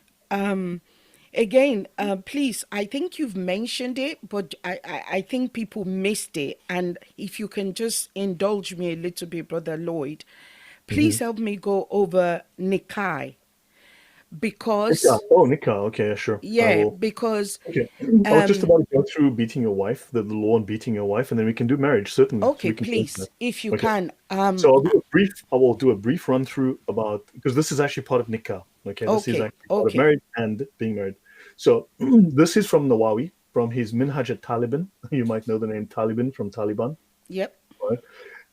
This is from a different Sharia manual. There's many. I could have grabbed from so many. I'm just going to go through a couple because otherwise we'll be a whole night. Okay. that's right. At the first indication, look, for instance, I've only done, you'll notice here, you see here, this is where my notes are at the moment. It's right over here. Notice I've only done this section. Okay. I Mm. still have, notice I've only done 1/4 of my notes. Wow, 1/4. 1/4. Well, this is where you can see here where the marker is. You can see here where the, Yes, yes, yes, I it's only can. here. It's only there. Yes, Notice yes. this is only 1/4. I can still go to there. Wow. Actually, 1/5. If you look at it, it's actually just 1/5. Yes, I've only done 20% of my notes. I have wow. a lot of material. And we went also outside of this to look at some laws. So That's right. so I'm not going to do everything. I just want to give you guys an understanding at the first indication of disobedience to marital authority. So understand, this is not if she has done something wrong, if you think she's going to do something wrong. Okay? Not if she's transgressed, if you think she's going to transgress. A wife should be exhorted by a husband without immediately breaking off relations with her. When she manifests her disobedience by an act which, though isolated, leaves no doubt as to her intentions, he should repeat his exhortations and confine her to her bedroom. Go to your bedroom, shut the door, you can't have food, right? But without hitting her. He may hit her, have recourse to blows, even where disobedience is manifested by an isolated act. Now, of course, this is how does Islam define disobedience? Wow. Okay. Only where there are repeated acts of disobedience may a husband inflict corporal chastisement, beating his wife, in other words. Well, let's see. Now, this is not, while this is an influential and authoritative Sharia manual, it is not the most influential and authoritative Sharia manual. Understand? What are the final rulings? What are the most authoritative rulings? What did they finally settle upon? Well, let's have a look. Because Nawawi, who wrote this, finally, his views were incorporated into this book, The Reliance of the Traveler and the Tools of the Worshipper, right? And which is the Ijma, dealing with a rebellious wife. Okay? When a husband notices signs of rebelliousness in his wife, whether in words or when she answers him coldly, when she used to do so politely, or he asks her to come to bed and she says no, right? Contrary Hmm. to her usual habit, or whether in acts, as when he finds her averse to him when she was previously kind and cheerful, he warns her in words without hitting her, because maybe she has an excuse. So, in other words, at this point, he could, okay? So the warning was previously kind and cheerful. So, okay, the warning could be to tell her, fear Allah concerning the rights you owe me. In other words, she has no right to refuse sex. It could be to explain to her that rebelliousness nullifies his obligations to support her. In other words, he doesn't have to feed her or clothe her. He can lock her in the room and refuse to give her food. That's legal. Okay. And it could be to inform her, you're obeying me is a religious obligation. If she commits rebelliousness, in other words, she doesn't want to have sex with him, he keeps from sleeping with her, having sex, and without words, and he may hit her.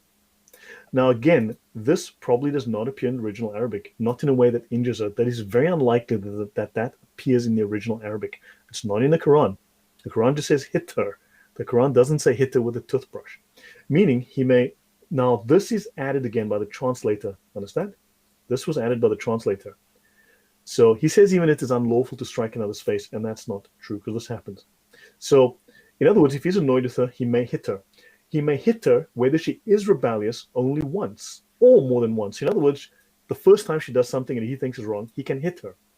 A weaker opinion holds that he may not hit her unless there is repeated rebelliousness. So, in other words, the stronger opinion is she just ticks him off once and he can hit her. It is not lawful for a wife to leave the house except with the permission of her husband. And let's go back into the Sharia.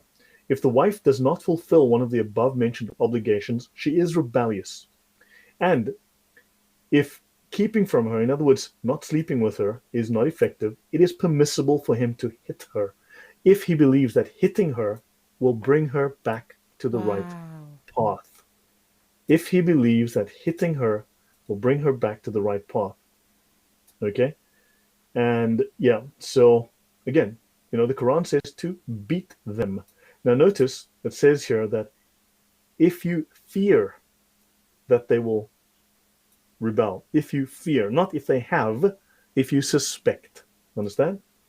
So this is what happens. Now, let's have a look at what happened to Muhammad's wife. The Prophet said, leave her. So there was an argument with Muhammad and his wife, his little child wife, Aisha.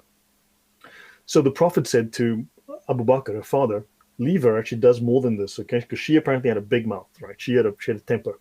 Once there was an altercation between the Prophet and Aisha when they found Abu Bakr as their judge. So he was sort of mediating this argument. Aisha said to the Prophet, you speak, but don't speak except truth. In other words, don't lie to me. She said to him, don't lie to me. At once, Hazrat Abu Bakr gave her such a slap that blood began to ooze out from her Oh. mouth. Then he said, O enemy, will he speak but truth? Then she ran to her husband. So her father beat her so hard that blood came out of her mouth. Again, the Ihya Ulum al-Din. I mentioned that earlier. So understand, a woman came to Muhammad and begged him to stop her husband from beating her. Her skin was bruised so badly that it is described as being greener than the green veil she was wearing. Muhammad did not admonish her husband. He ordered her to return to him and submit to his sexual desires. That's Sahih Bukhari 72715. And Aisha says about that incident, his wife says, I've not seen any woman suffering as much as the believing women. She's never seen women suffer as much as Muslim women. Understand? So this is the constant lot of Islamic women. So you wanted me to go through the nikah, so I shall do so. I'll jump into that right now. I don't think even horror describes what we're seeing. Yeah, it's pretty ugly. So your thoughts so far? No, Yeah. very, very, very. I mean, without a shadow of a doubt, it's a compilation of a sick mind. Yeah. This is, I mean, as you saw, that was like 20% of my notes. Yes. But I'm going through various sections. These are the sections I thought would be helpful. It's an overview of everything. It's a little bit of everything. So let's go have a look at the laws of marriage and divorce within Islam. Okay. So in the Reliance of the Traveler, Book M and Book N cover marriage and divorce. So you can look here. The Quran and the Hadiths are all a big mess. Okay, everything's jumbled. So you can see here that marriage starts on page 506 and divorce goes up to page 578. So you have your 72 pages of marriage and divorce laws. Okay. So I'm going to go to marriage. I'm going to go to page 516 and let's see where we end up. Okay, I need to go further. So I'll go to 513 and let's see. There we go. Right. Again, Brother Lloyd, I'm going to say, please go out and come back in again. There's a Okay. lot of delay, Okay. so that people can. Obviously, you've made the links available, but as they're following you along. All right. Yeah, I'm not sure what it is because my internet connection is pretty good. I especially upgraded the internet and the router. I have a brand new. Adibola says it's a malevolent horror show. There's no win possible option. Ugliness all around, and it's a prison, and that's true. Right. And also, Adibola says that 2% that they cry for certain rights. The nonsense in the UK schools whereby our children eat halal meat. Exactly. So let me go back in. I'm sharing my screen. I'll go Okay. back. Yeah, I'm not sure what's happening because I had to upgrade my internet to really fast internet, and I upgraded my router and everything so that I could have have really good internet. Okay, is this showing up? It should say Book M Marriage. See that on your screen? Book M for Marriage. Okay, so now we're back inside the Reliance. Book M for Marriage. And it says here, so let's look through the contents, right? Who should marry? Who should not? When a woman should marry? Desirable characteristics. Looking at the opposite sex. Sunnahs of engagement. Looking at the bride. Shaking hands with the opposite sex is unlawful. Here's section M 2.9a. Permissible looking at the opposite sex. Doctors treating patients of the opposite sex. rules for proposing, okay, conditions for validity of your marriage contract. Spoken form is the marriage contract. Blah blah blah blah. Stipulating conditions such as monogamy. Stipulating conditions such as monogamy. Now, why would you have to stipulate that the husband has to be monogamous? Why would you have to make it a special arrangement? Remember, you're not allowed to think. So Yeah, you're committing a legal act right now by yeah. I was the thinking. false impression that marriage was monogamous, but apparently you've got to specially ask for it to be so. Mm, Right? The guardian, the witnesses, when a bride has no Muslim guardian. So all of this you're not going to find in the Quran. It's not laid out like this, but within the Sharia, it's laid out nicely in these little, nice contents, these tables of contents, laid out so beautifully. The wife's marital obligations. Notice that she must let her husband have sex. This is not an option. mm. Okay? This is obligatory for her. She cannot say no. There's no concept of marital rape within Islam because the wife has no right to refuse him at any time, no matter what she is doing, no matter what she's doing. Okay? It is unlawful to marry a Zoroastrian. It's unlawful to marry two sisters. A list of blah, blah, blah, blah, blah, blah. Let's have a look. Let's jump in here. Notice there's 3.25 pages of rules and laws of just marriage. These are the marriage rules. Let me just go back out here so you can see. Let's start from the top. Book M1. There's a whole page of marriage laws. Let me see if I have anything important here. 2, 3 pages of marriage laws. Okay, just the index. Okay, That exactly. That's what I was going to say. That's the index. That's not the breakdown. right now, and of course it refers mostly to a man. So a man who needs to marry because he has desire for sexual intercourse and he has enough money. If you're basically, it says if you're horny and you got money, it's okay. Do you think that's the biblical approach to marriage, Of the course Christian it's approach? not. Of course it's not. Don't you see all the guidelines that we have? And ours is based on loving my neighbor as myself and valuing other people even above myself.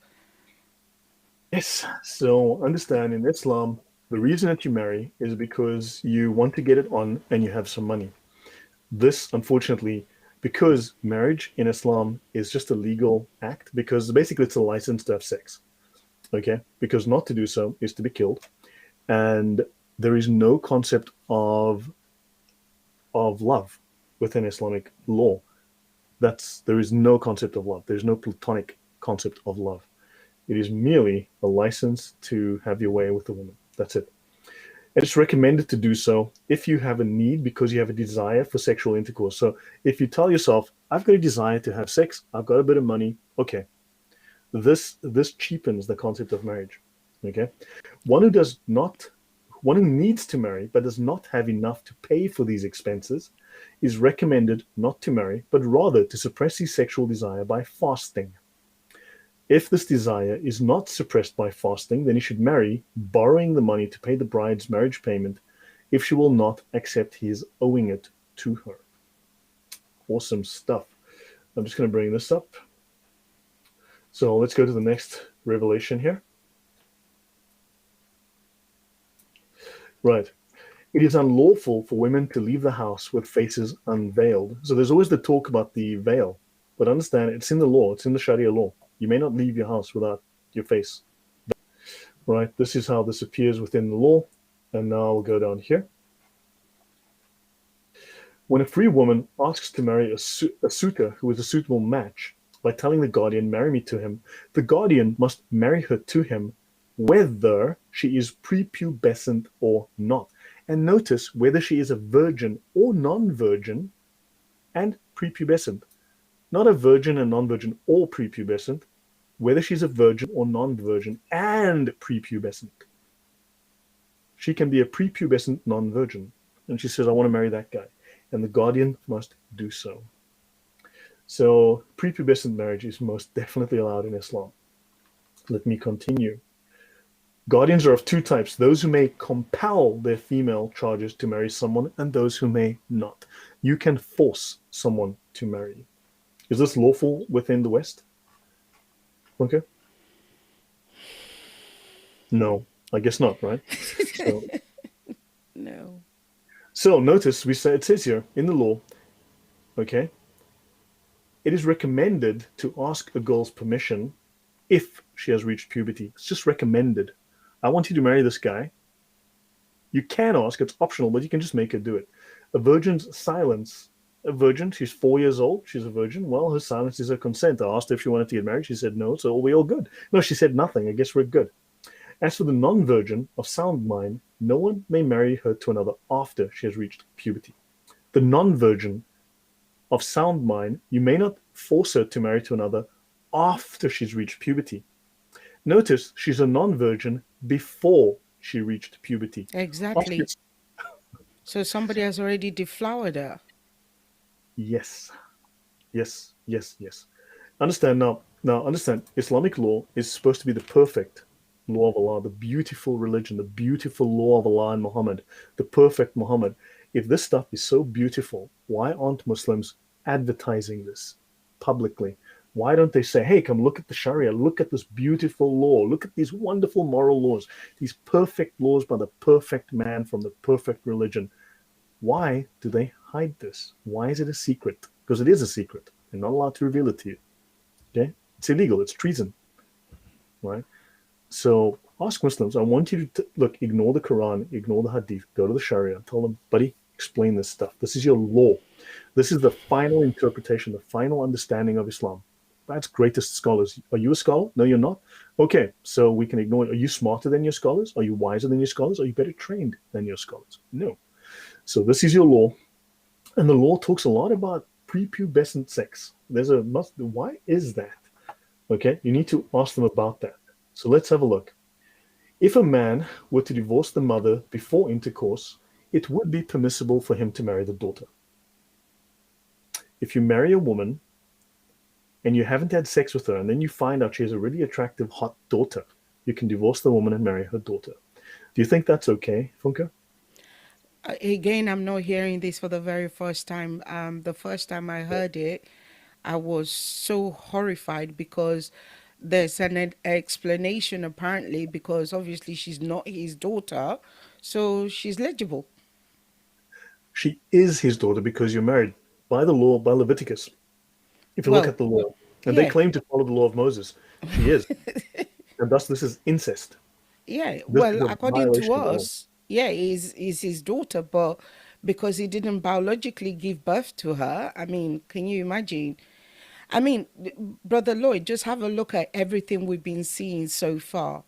Everything is centered all around sexual intimacy. It's Yep. all about the sexual gratification of Of men. man. Yes. When they're in hell and in paradise, it's about sexual gratification of men.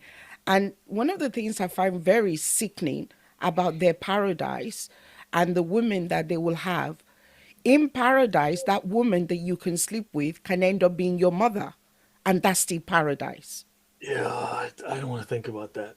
But also, there'll be houris, okay, whores in paradise with transparent skin so you can see through their bodies.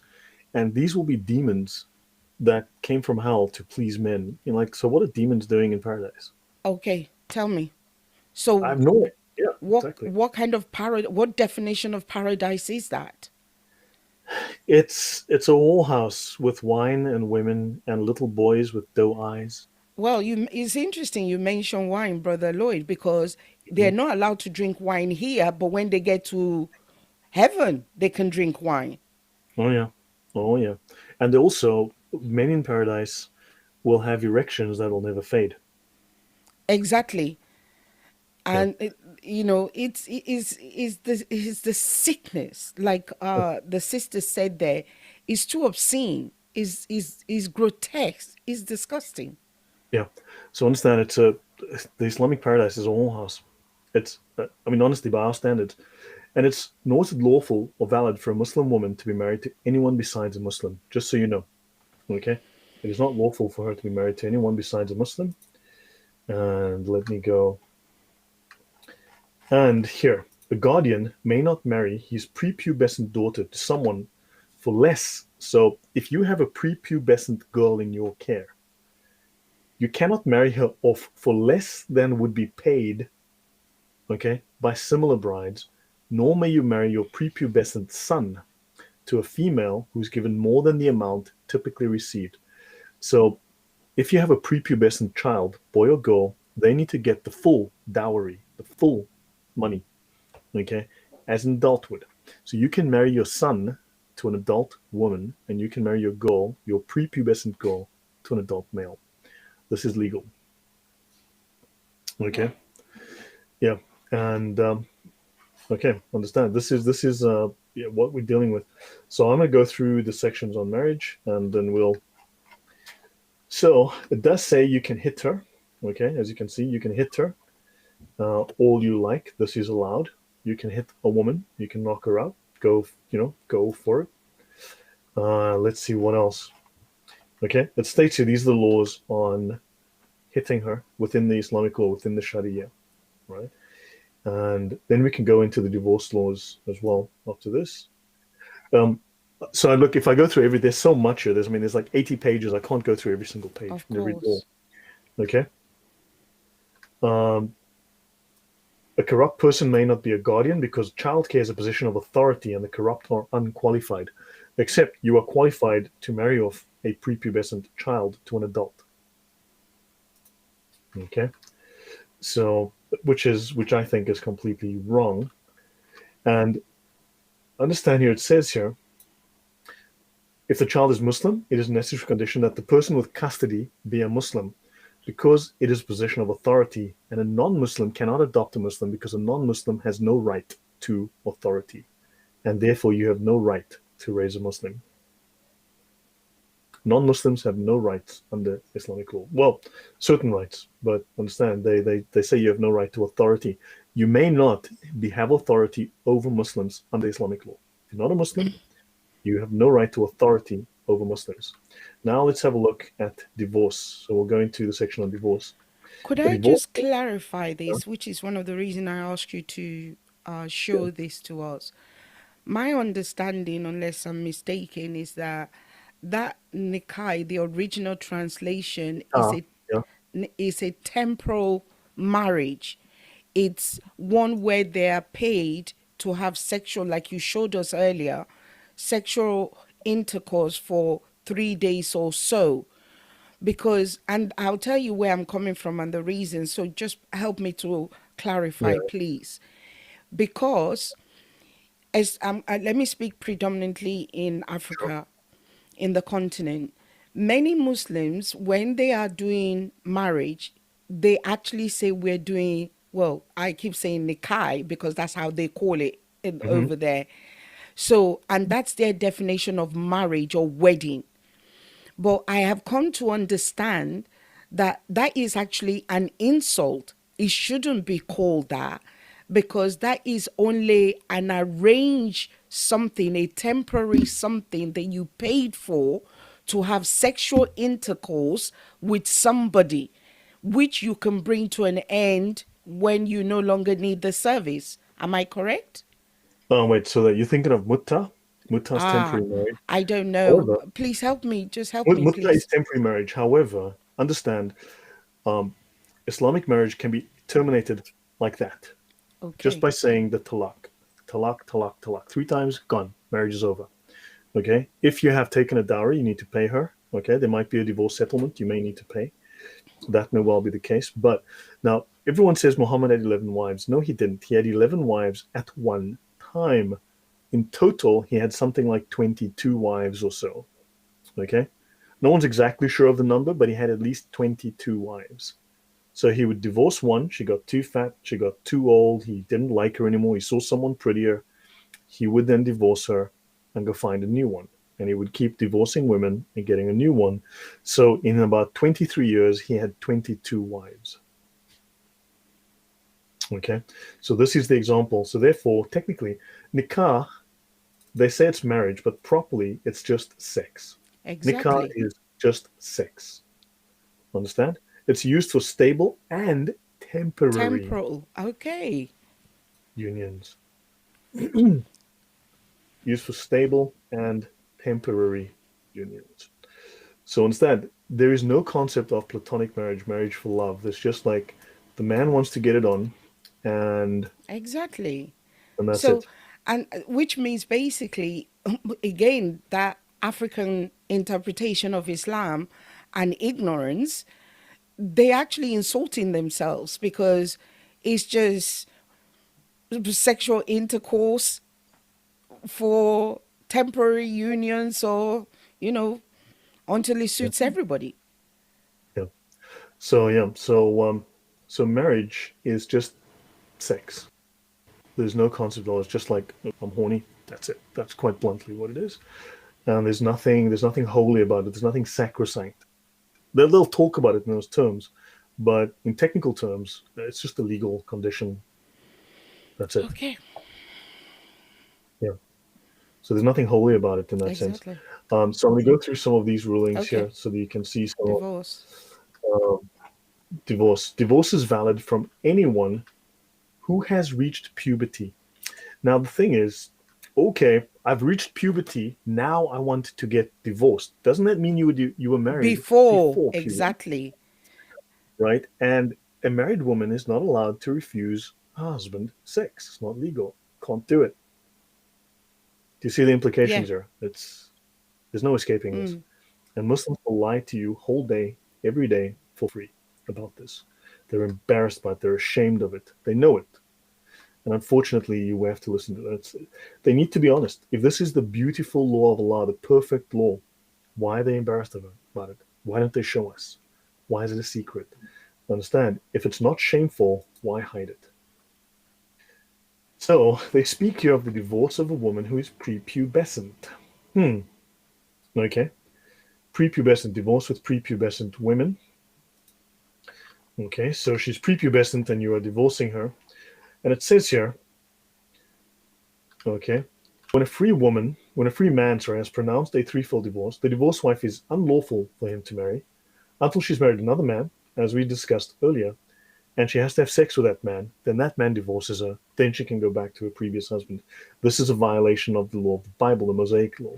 Okay, it is considered an abomination unto God. Now let's have a look at some of these laws. Now, Quran 65:4, um, which has caused a lot of controversy, and Muslims will deny that it means prepubescent sex with girls who are too young to have. Period. This is the within the Islamic law from the top scholars of Islam, the greatest scholars ever lived. This is the interpretation of 65:4. There is no waiting period for a woman divorced before having had sexual intercourse with her husband. Okay, so there's no waiting period for a woman divorced before. So if you divorce before you have sex, there's no waiting period to see if you're falling pregnant. He can just divorce you and move on. However, a waiting period is obligatory for a woman who divorced after intercourse. Okay, so you've married, you had sex, and you have to have a waiting period whether you are prepubescent, you have reached puberty, or one of you has reached puberty and the other has not. And of course, intercourse means copulation. So again, you may have sex with girls, and there is no there's no limit, there's no lower limit to the age within Islam. We can go to Islam QA and you can see a fatwa on Islam QA which discusses this, and it explicitly says there is no. Um, actually, let me just go find it. In Let fact, me just go to you. I heard from some people some horrifying reality of how the vulgarity of this thing is being carried out in this modern day in the Western world, this divorce thing, and having somebody actually physically penetrating you before you can go back to your original husband. I Yeah, hear that imams are doing offering these services with a or price yeah, in the there is local that. Yeah, mosques. yeah, they'll do it for you, and then you can go back to yeah. It's Wow. let's not go there. Let's not go there. So here's a question. This is Islam QA. This is the world's biggest, most popular Islamic advice site. 400 million visits a month, and the ruling on marrying young girls. Let's have a look at what they say on Islam QA. What is the ruling? Why is Islam allowed to marry children girls of age below 10 without their permission? The guy's asking. Okay? So he's asking about child marriage. Can you justify this ruling of Islam, child marriage? Okay? People with just a little maturity. So he talks about this and he says, marrying a young girl before she reaches the age of adolescence is permitted in Sharia. It was narrated that there was scholarly consensus on this point. Okay? Now he mentions 65.4 as permission for this, and lay Muslims will lie about this constantly. They'll argue about this non-stop. But it says women who have passed the age of monthly courses, from them the iddah prescribed period. If you have any doubt, wait for 3 months. And those who have no courses, i.e., they are still immature, right? They're still immature. Their waiting period is 3 months as well because you've had sex with them. That's why you have 3 months waiting period. In this verse, we see Allah has made the iddah in case of the divorce of a girl who does not have periods because she's young and has not yet reached puberty, 3 months. This clearly indicates that Allah has made this a valid marriage, right? So it was narrated that Muhammad married Aisha when she was 6 years old. And the fact that it is permissible to marry a young girl does not mean that it's permissible to have intercourse with her. That is a lie. Yeah, it Okay? is. Notice they will lie. The Imams will lie because it keeps the peace. It is legal for Muslims to To lie lie. if they believe it keeps the peace. That's So if right. they're arguing with you, they're trying to keep the peace. Therefore, it is legal to lie. And don't forget, A, we showed you that Muslims are not allowed to know from the Imams the details of the theology. And the Imam has to keep the peace. He has two reasons to lie. Okay? So, so understand. So now the marriage may be consummated when the girl is able for intercourse, which varies from one girl to another. So no age limit can be set. No age limit can be set. There is no, this is the correct view. There is nothing in the hadith of Aisha to set an age limit. There is nothing in the hadith of Aisha to set an age limit. Okay? Or to forbid that in the case of a girl who is able for it before the age of 9. A girl who is able for it Yeah. before the age of 9. This is on Islam QA. This is the most popular Islamic fatwa site in the world. Now understand, this is what he's saying. And I've shown you the Sharia. The Sharia proves Yeah, this. yeah. Okay? And I mean we could go on, but this is the fact. No. I mean, you guys can read this. So let me send you this link. You can read this for yourself. I will give you the link. I'll drop this in the chat if you can just give it to everyone, please. Here it is. Mm. That's the ruling. Okay. And I'll give you the name of the ruling as well. I'll just go the ruling of marrying young girls. So I'm just going to drop this in the chat if you can give Yes. ruling of marrying young girls. Okay. And it Yes. falls under the fiqh of the family, conditions of marriage, Islamic rulings, and there you go. So understand this is mainstream. This is not radicalism. This is just Islam. Okay, this is nothing odd. And let me have a look at the last few here. So the minimal duration of a pregnancy from which a child is born is 6 months, while the maximum duration of a human pregnancy is 4 years. Very interesting. That's Islamic science for you. Islamic science. Pregnancy can last for 4 years. Yeah. Why can Because pregnancy last? Muhammad was born 4 years after his father died. Uh-huh. Uh-huh. Uh-huh. So therefore, it's humanly possible. Islamic science for you. Science for the win. Okay. So I'll finish with these. So the waiting period for a woman who does not menstruate, whether prepubescent or postmenopausal, is 3 months. They reinforce that point. Let's continue. Okay. If a woman gives birth to a baby less than 4 years from when she and her husband could last have possibly met and had sexual intercourse, I don't know how that's possible that you have a baby 4 years after you last met your husband, but hey, apparently it's possible within Islam because they have to justify what happened to Muhammad. And the husband is at least 9.5 years old. Okay? The husband is not legally considered the child's father when the child could not possibly his, such as when the wife gave birth to the child in less than 6 months or more or more than 4 years since intercourse. So, in other words, a woman can give birth to a baby less than 6 months after they met. Then, obviously, she was sleeping with someone else. And of course, the husband is then under the above mentioned age of 9.5 years. In other words, you can have a prepubescent boy making a woman pregnant. Because there are examples, if you read the Sharia, there are examples of a woman who's 20s and 30s Yeah. having a very young boy. Okay. And okay, when a husband, you know what, let me skip this one. Let me actually just go to, um, there's actually this one law. I want to show you guys one more. Um, and there's one law I want to show you guys one more, which I can end with, and it's just horrific. Let me find that. So, any comment or thought from you while I'm waiting for this one thing to pop up? No, pedophilia. That's all it is. Um, Boy, girl, whatever. It's just pedophilia. There is something, I don't know whether you will be able to show it to us, but I recently learned in the Reliance of the Traveler that there is actually one verse or one session that is actually not translated into English. Oh, there's a couple. No, there's more than one. There's a couple. Um, there's actually more than a couple. And There's it's at least because two. of,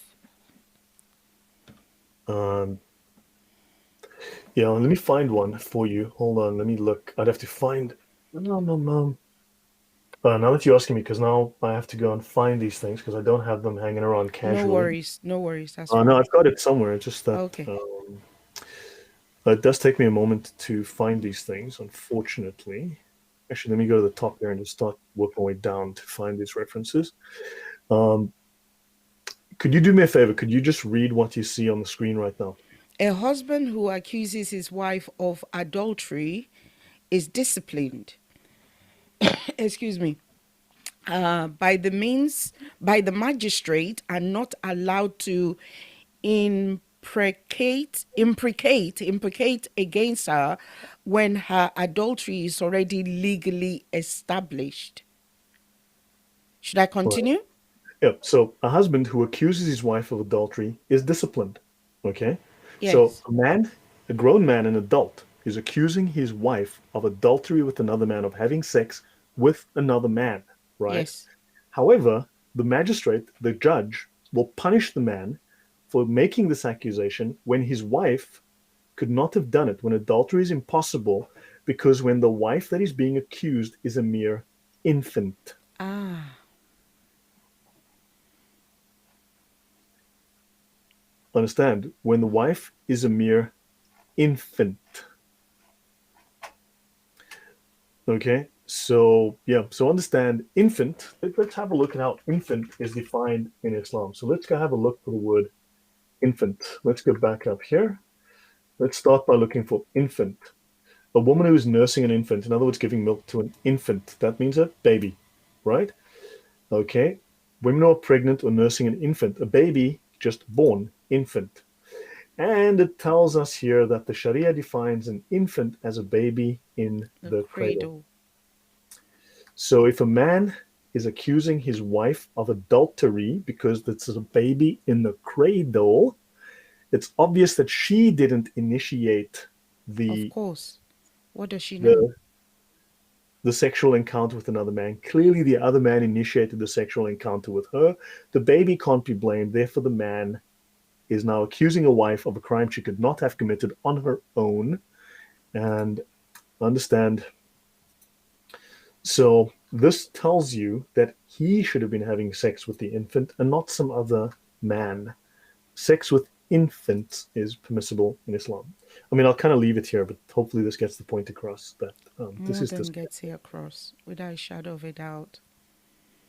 Yeah, It does get it across very vividly. They do not mince their words. So you're not left in the dark as to exactly what it is they're trying to convey to us at all. And there's no way that you look at it, it's disgusting. yeah, exactly. It is horrific. The translation that you're looking for, I'm still trying to find. I have it somewhere. Um, Man, it's I have it somewhere. It's going to be tough for me to find it. Um, Mm, there is another thing that there's a translation of. I have the notes. I'm going to struggle to find it. It's going to take me too long right now. mm. Sorry about Um, that. and it's interesting. uh, do you know why it's not translated into English? Because it's disgusting. There's a couple of references. The Exactly. one is a reference to sex with a dead woman. Exactly. Okay. So the theory being that if she's been dead for less than 6 hours, it is okay to have sex with a dead woman because Muhammad was in the grave with a dead woman, having Exactly. sex with a dead woman. And about there's another one about sex with animals, Yes. and it's not translated as well. Yes. That one I have the translation for somewhere, but I just don't. It's going to take me too long to find it right now. Um, but yeah, that's so there are things in this book that have not been translated or have been falsely translated. They've either left things out or added things in. So that does happen. And they um uh uh um I think honestly, the thing is so disgusting. I really do struggle sometimes to get my word out because I'm trying to get my head around it. But I find it interesting because some of these things, such as killing apostates or the ruling against lesbian or homosexual, but yet in their manual you find that they could have sex with a dead woman. Muhammad had sex with a dead woman. You Yeah. can find that they, What's the um, reference? If you give me the sorry, reference, I can probably find the translation. If you give me the reference, I can probably find the translation. What was the reference in the Reliance? Do you remember? um, oof, I'm actually trying to bring it up myself. Hopefully, I'll be able to. If you can find it, I can try and get it for you. Okay. Yeah. I'm looking here, but I can't guarantee to find it because I didn't save this in my database. It's in some other place, and to go through all of the notes I have I, will I, take. I totally understand. I But I totally wasn't understand. expecting it. I wasn't expecting it, so I didn't prepare it. Please, it's me putting you on the spot, so please accept my Oh, apology. But I'm just trying to, like I said, next week is our last session with you, and I'm just trying to get people to understand how vile, how awful these things are, and they really need to be prepared if they're willing to go out there and stake their lives to help Muslims to be set loose from this bondage, this cult, this demonic oppression that they're in. And they really do contradict themselves. They contradict themselves a lot. I'm still trying to look for it. Maybe I can bring it up. And yeah, again, I find it really interesting that they would deliberately not translate, which verify the things that you've told us about before, them not wanting to reveal the truth, not wanting us to know the truth. So they deliberately did not translate that aspect. So you have to ask yourself, so why are you not translating that aspect if you're so confident that this is the best religion as they claim it to be? yeah, true. Look, this is horrific. I mean, if it's perfect, why aren't they shouting the fifth from the mountaintops from the Exactly. loudspeakers? So look, I want you to see this though. Okay. Just just out of fun. This on Islam QA. I don't have the link right now. I do have it in my notes somewhere, but understand some of the fun things you can find about Islam, like the ruling on eating mermaids. Okay, On and eating yeah, okay. no, it's real. It's real. I've shown this on my show before. I just don't have the link right now, so I'm just using a just. But yes, the ruling on eating mermaids. Okay, so the fuqaha, the scholars, have some of them have said that they are permissible to eat mermaids because of the general meaning of the evidence, which says that whatever is in the sea is permissible, and some of them regard it as haram because it is not a kind of fish. However, it is permissible to fry or grill the fish. Now, understand that ultimately the ruling is yes, it is permissible to catch, kill, and eat a mermaid. Just so you know, Islam has some very fun ideas about, Is on the page ruling 628. 628. Okay, brilliant. Let me go there. And the reliance 628. Let's see where we are. Okay, so I'll go to 650 up here. Let's see where we are. 631.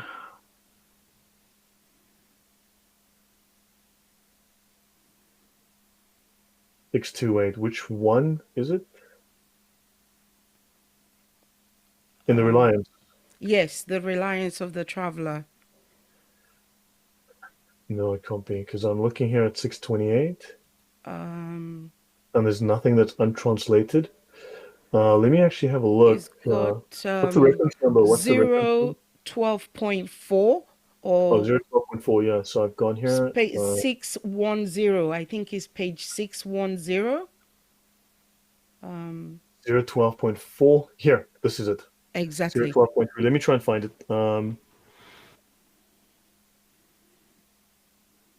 It's 012.3. It'll be 012.3. Oh man, it doesn't find it. They Uh, didn't even allow you to find it. no, I'm trying to find it in my notes for your people translate.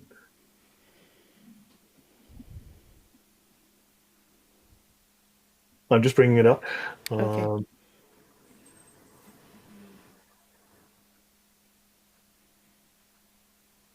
it's not. It's oh man, come on. Okay, okay, translate.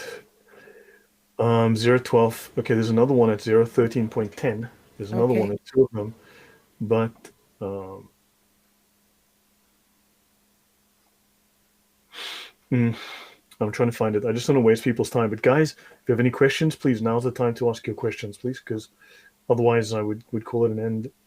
I may have to look and find this another time. I That's do have fine. that. It's absolutely fine. I mean, it could be if you take the time to show us next week, it's absolutely fine as well. It's okay. Um, okay, there is a question.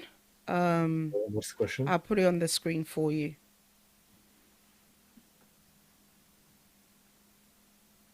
Um, Okay, genies next week. Genies. Look, to be honest, that's probably a waste of time. I don't know much about genies. It's not something that's critical. The jinn. Um, Please can I ask you to deal with the issue of jinns. I can briefly. I mean, let's just go here quickly. I don't think they really matter very much. Let's look at what the Encyclopedia of Islam shows. The jinn. Okay, so let me have a look. Nothing of the jinn, so I'll go GINN. 24 references to jinn. 20. Okay, so the one jinn. Let me just have a look here.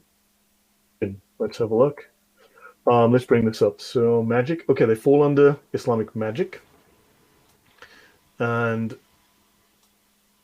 let's go to the actual full jinn, a Quranic term applied to bodies composed of vapor and flame, who Wow. came to play a large role in folklore. And we'd have to go to volume 2, page 546b, volume 3, and volume 5 to find out more. And it tells us to look under Amaluk and Hin and Hus.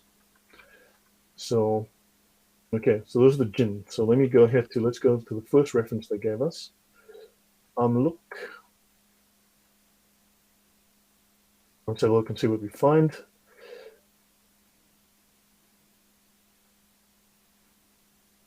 Um, yeah, it's just that it's not very relevant because my focus is on the law and not really there.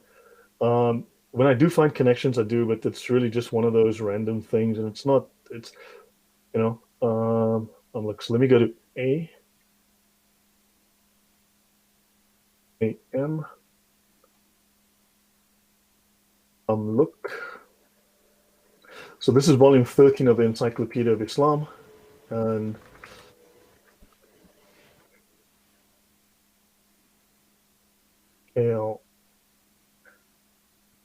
ALM. Getting there. Yeah, the search function doesn't always work as well as you'd like because, okay, an Amaluk is the offspring of a jinn and a woman found in volume 3 of the Encyclopedia of Islam, um, page 454b. So that's something we could dig into. We could go read up on this certainly. I mean, I could read into volume three, and we could go and research and see what there is to be said about the jinn. But Okay. apparently, jinn can have sex with women, and you can have jinn babies. Even though they're made of vapor and fire. Yes. Wow. Brother Lloyd, I know you're 1 hour ahead of me, so it's Yeah. getting pretty late on your side. So I think it is a good place to call it a day. Again, on behalf of everybody, I want to say massive, massive, massive thank you for your time, your dedication, the wealth of knowledge and resources that you're bringing up for us. We're very, very, very, very grateful. Thank you.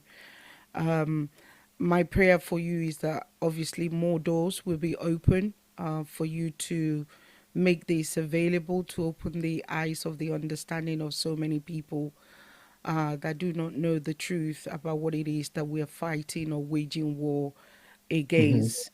I think many people, that's fine. My sister said her battery died. That's absolutely It's fine. unfortunate. So thank you very much.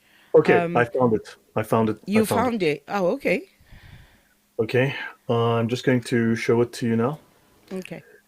Yeah, sometimes you have to have the right search term, and unfortunately, that's not always as easy as it's not always easy to remember the right search terms. So it's really complex. Okay, that section here, I'm going to share one more time. So, guys, will be a 1 more minute, and I will show you this.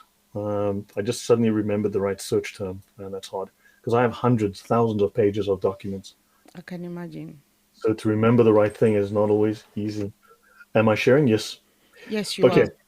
Whoever had sexual intercourse with an animal or a dead woman, not through the vagina, or a slave that he owns or owns parts of her, or his own sister or his own wife while she's menstruating, or had anal sex with her, or if he masturbated using his hand, or a woman came to a woman, must refer to lesbians, there is no penalty on him, the had punishment, the hudud, and he will be excused. In other words, Okay. having sexual intercourse with an animal or a dead woman, there is no punishment. Or even if the person is a lesbian, woman to woman. And that's why I say that's the hypocrisy of Islam, because if you are killing uh, homosexuals, Yeah. but it is excusable for you to carry out the same act. Yeah. So why didn't they translate that if they're proud of Exactly. So why Islam? didn't they translate it? We're Exactly. proud of that. We're proud of that. We're Yeah, proud of yeah. that. We're proud of that. We're proud of that. We're proud of that. They're so proud of it, they're not translating it so that we can't read it. Thank God for Yeah. Arabic Christians and Muslims that have become apostates that can now tell Yeah. us the truth. You know, like as you know, they're proud of that. They're proud of that. Yes, No, they're not. No, they're not. They're lying through their teeth and they're embarrassed and they're hiding it all because this is humiliating for them. So really, don't waste time on the Quran and the Sunnah. Just go straight to the Sharia and say, "Hey guys, let's talk about the Sharia." They can't talk about it. There's no way they can. But they need to own up to it. Muslims need to learn this as much as we do. They need to learn what their deen says. So, guys, that's it. If I can ask you, please, guys, excellent. subscribe to my channel. Tell people Yes. about what's in my channel. And yeah, guys, this it does take up hours of my time. If you would like to contribute, please, I would appreciate it. I'd be very grateful if you would. I would be very grateful for. It takes a lot of time and effort to do this, and I'm the only person doing this right now. There's no one else. I am starting to inspire others to study the Sharia, Mm-hmm. but right now I'm the only one. And but I would appreciate the support. And yeah, so if you could, please do. And otherwise, go to my channel, please do subscribe, share the video, share the information, study, learn. I If try you've to. got your PayPal and what's his name right now, if you want to share it, I'll put it straight away in the link again.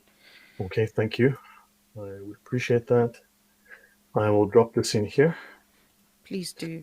Um, Actually, Okay. for those who are in Nigeria, I realize that Nigeria is now the most active country in Africa that uses Bitcoin, um, because the local currency is apparently quite weak and people are moving to Bitcoin.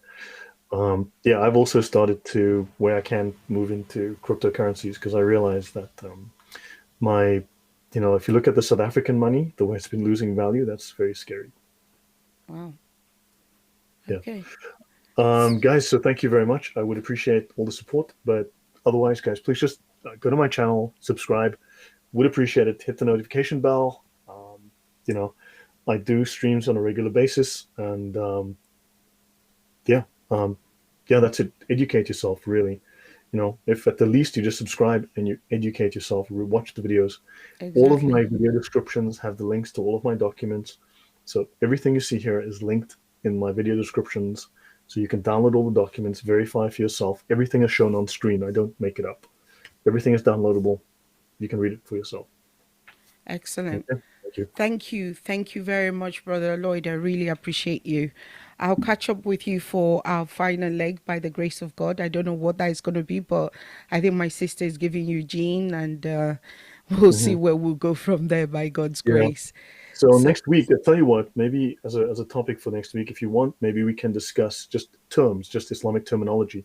My last okay. two shows on my channel are Islamic terminology. So you can give me a list of terminology in advance, and I can always just try Ah, to try to go through some terminology, just what does this word mean? What does that mean? What does that mean? You know? okay. That sounds good. No worries. I'll look Yeah. into that That's and like I'll the get show I back. did on Sunday on my channel. That'll be like that show. Yeah. Yeah.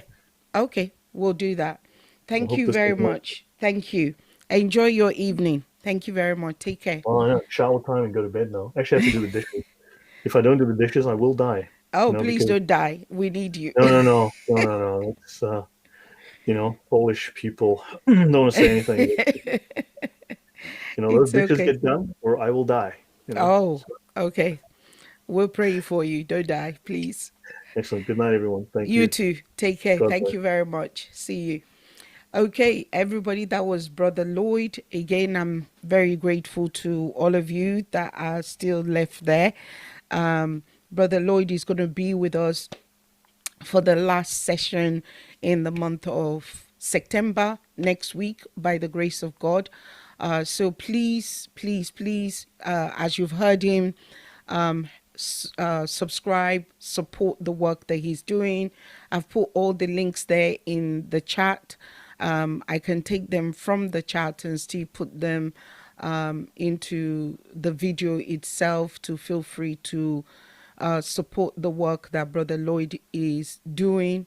If he has been a blessing to you, then I'll say, please, by all means, go ahead and support his work. I mean, you can't tell me with all this information that he hasn't been a blessing, he's not brought any knowledge to you whatsoever. So, to everybody that is there, as always, I'm saying thank you very much for your time. God bless you. Remember, next week, it's the last session with Brother Lloyd until future arrangements. It's the same time, Tuesdays, same day, same time, Tuesday, 7 p.m. by the grace of God. So, everybody, have a wonderful day, morning, or night, wherever you are. Take care, each one of you. God bless. See you soon.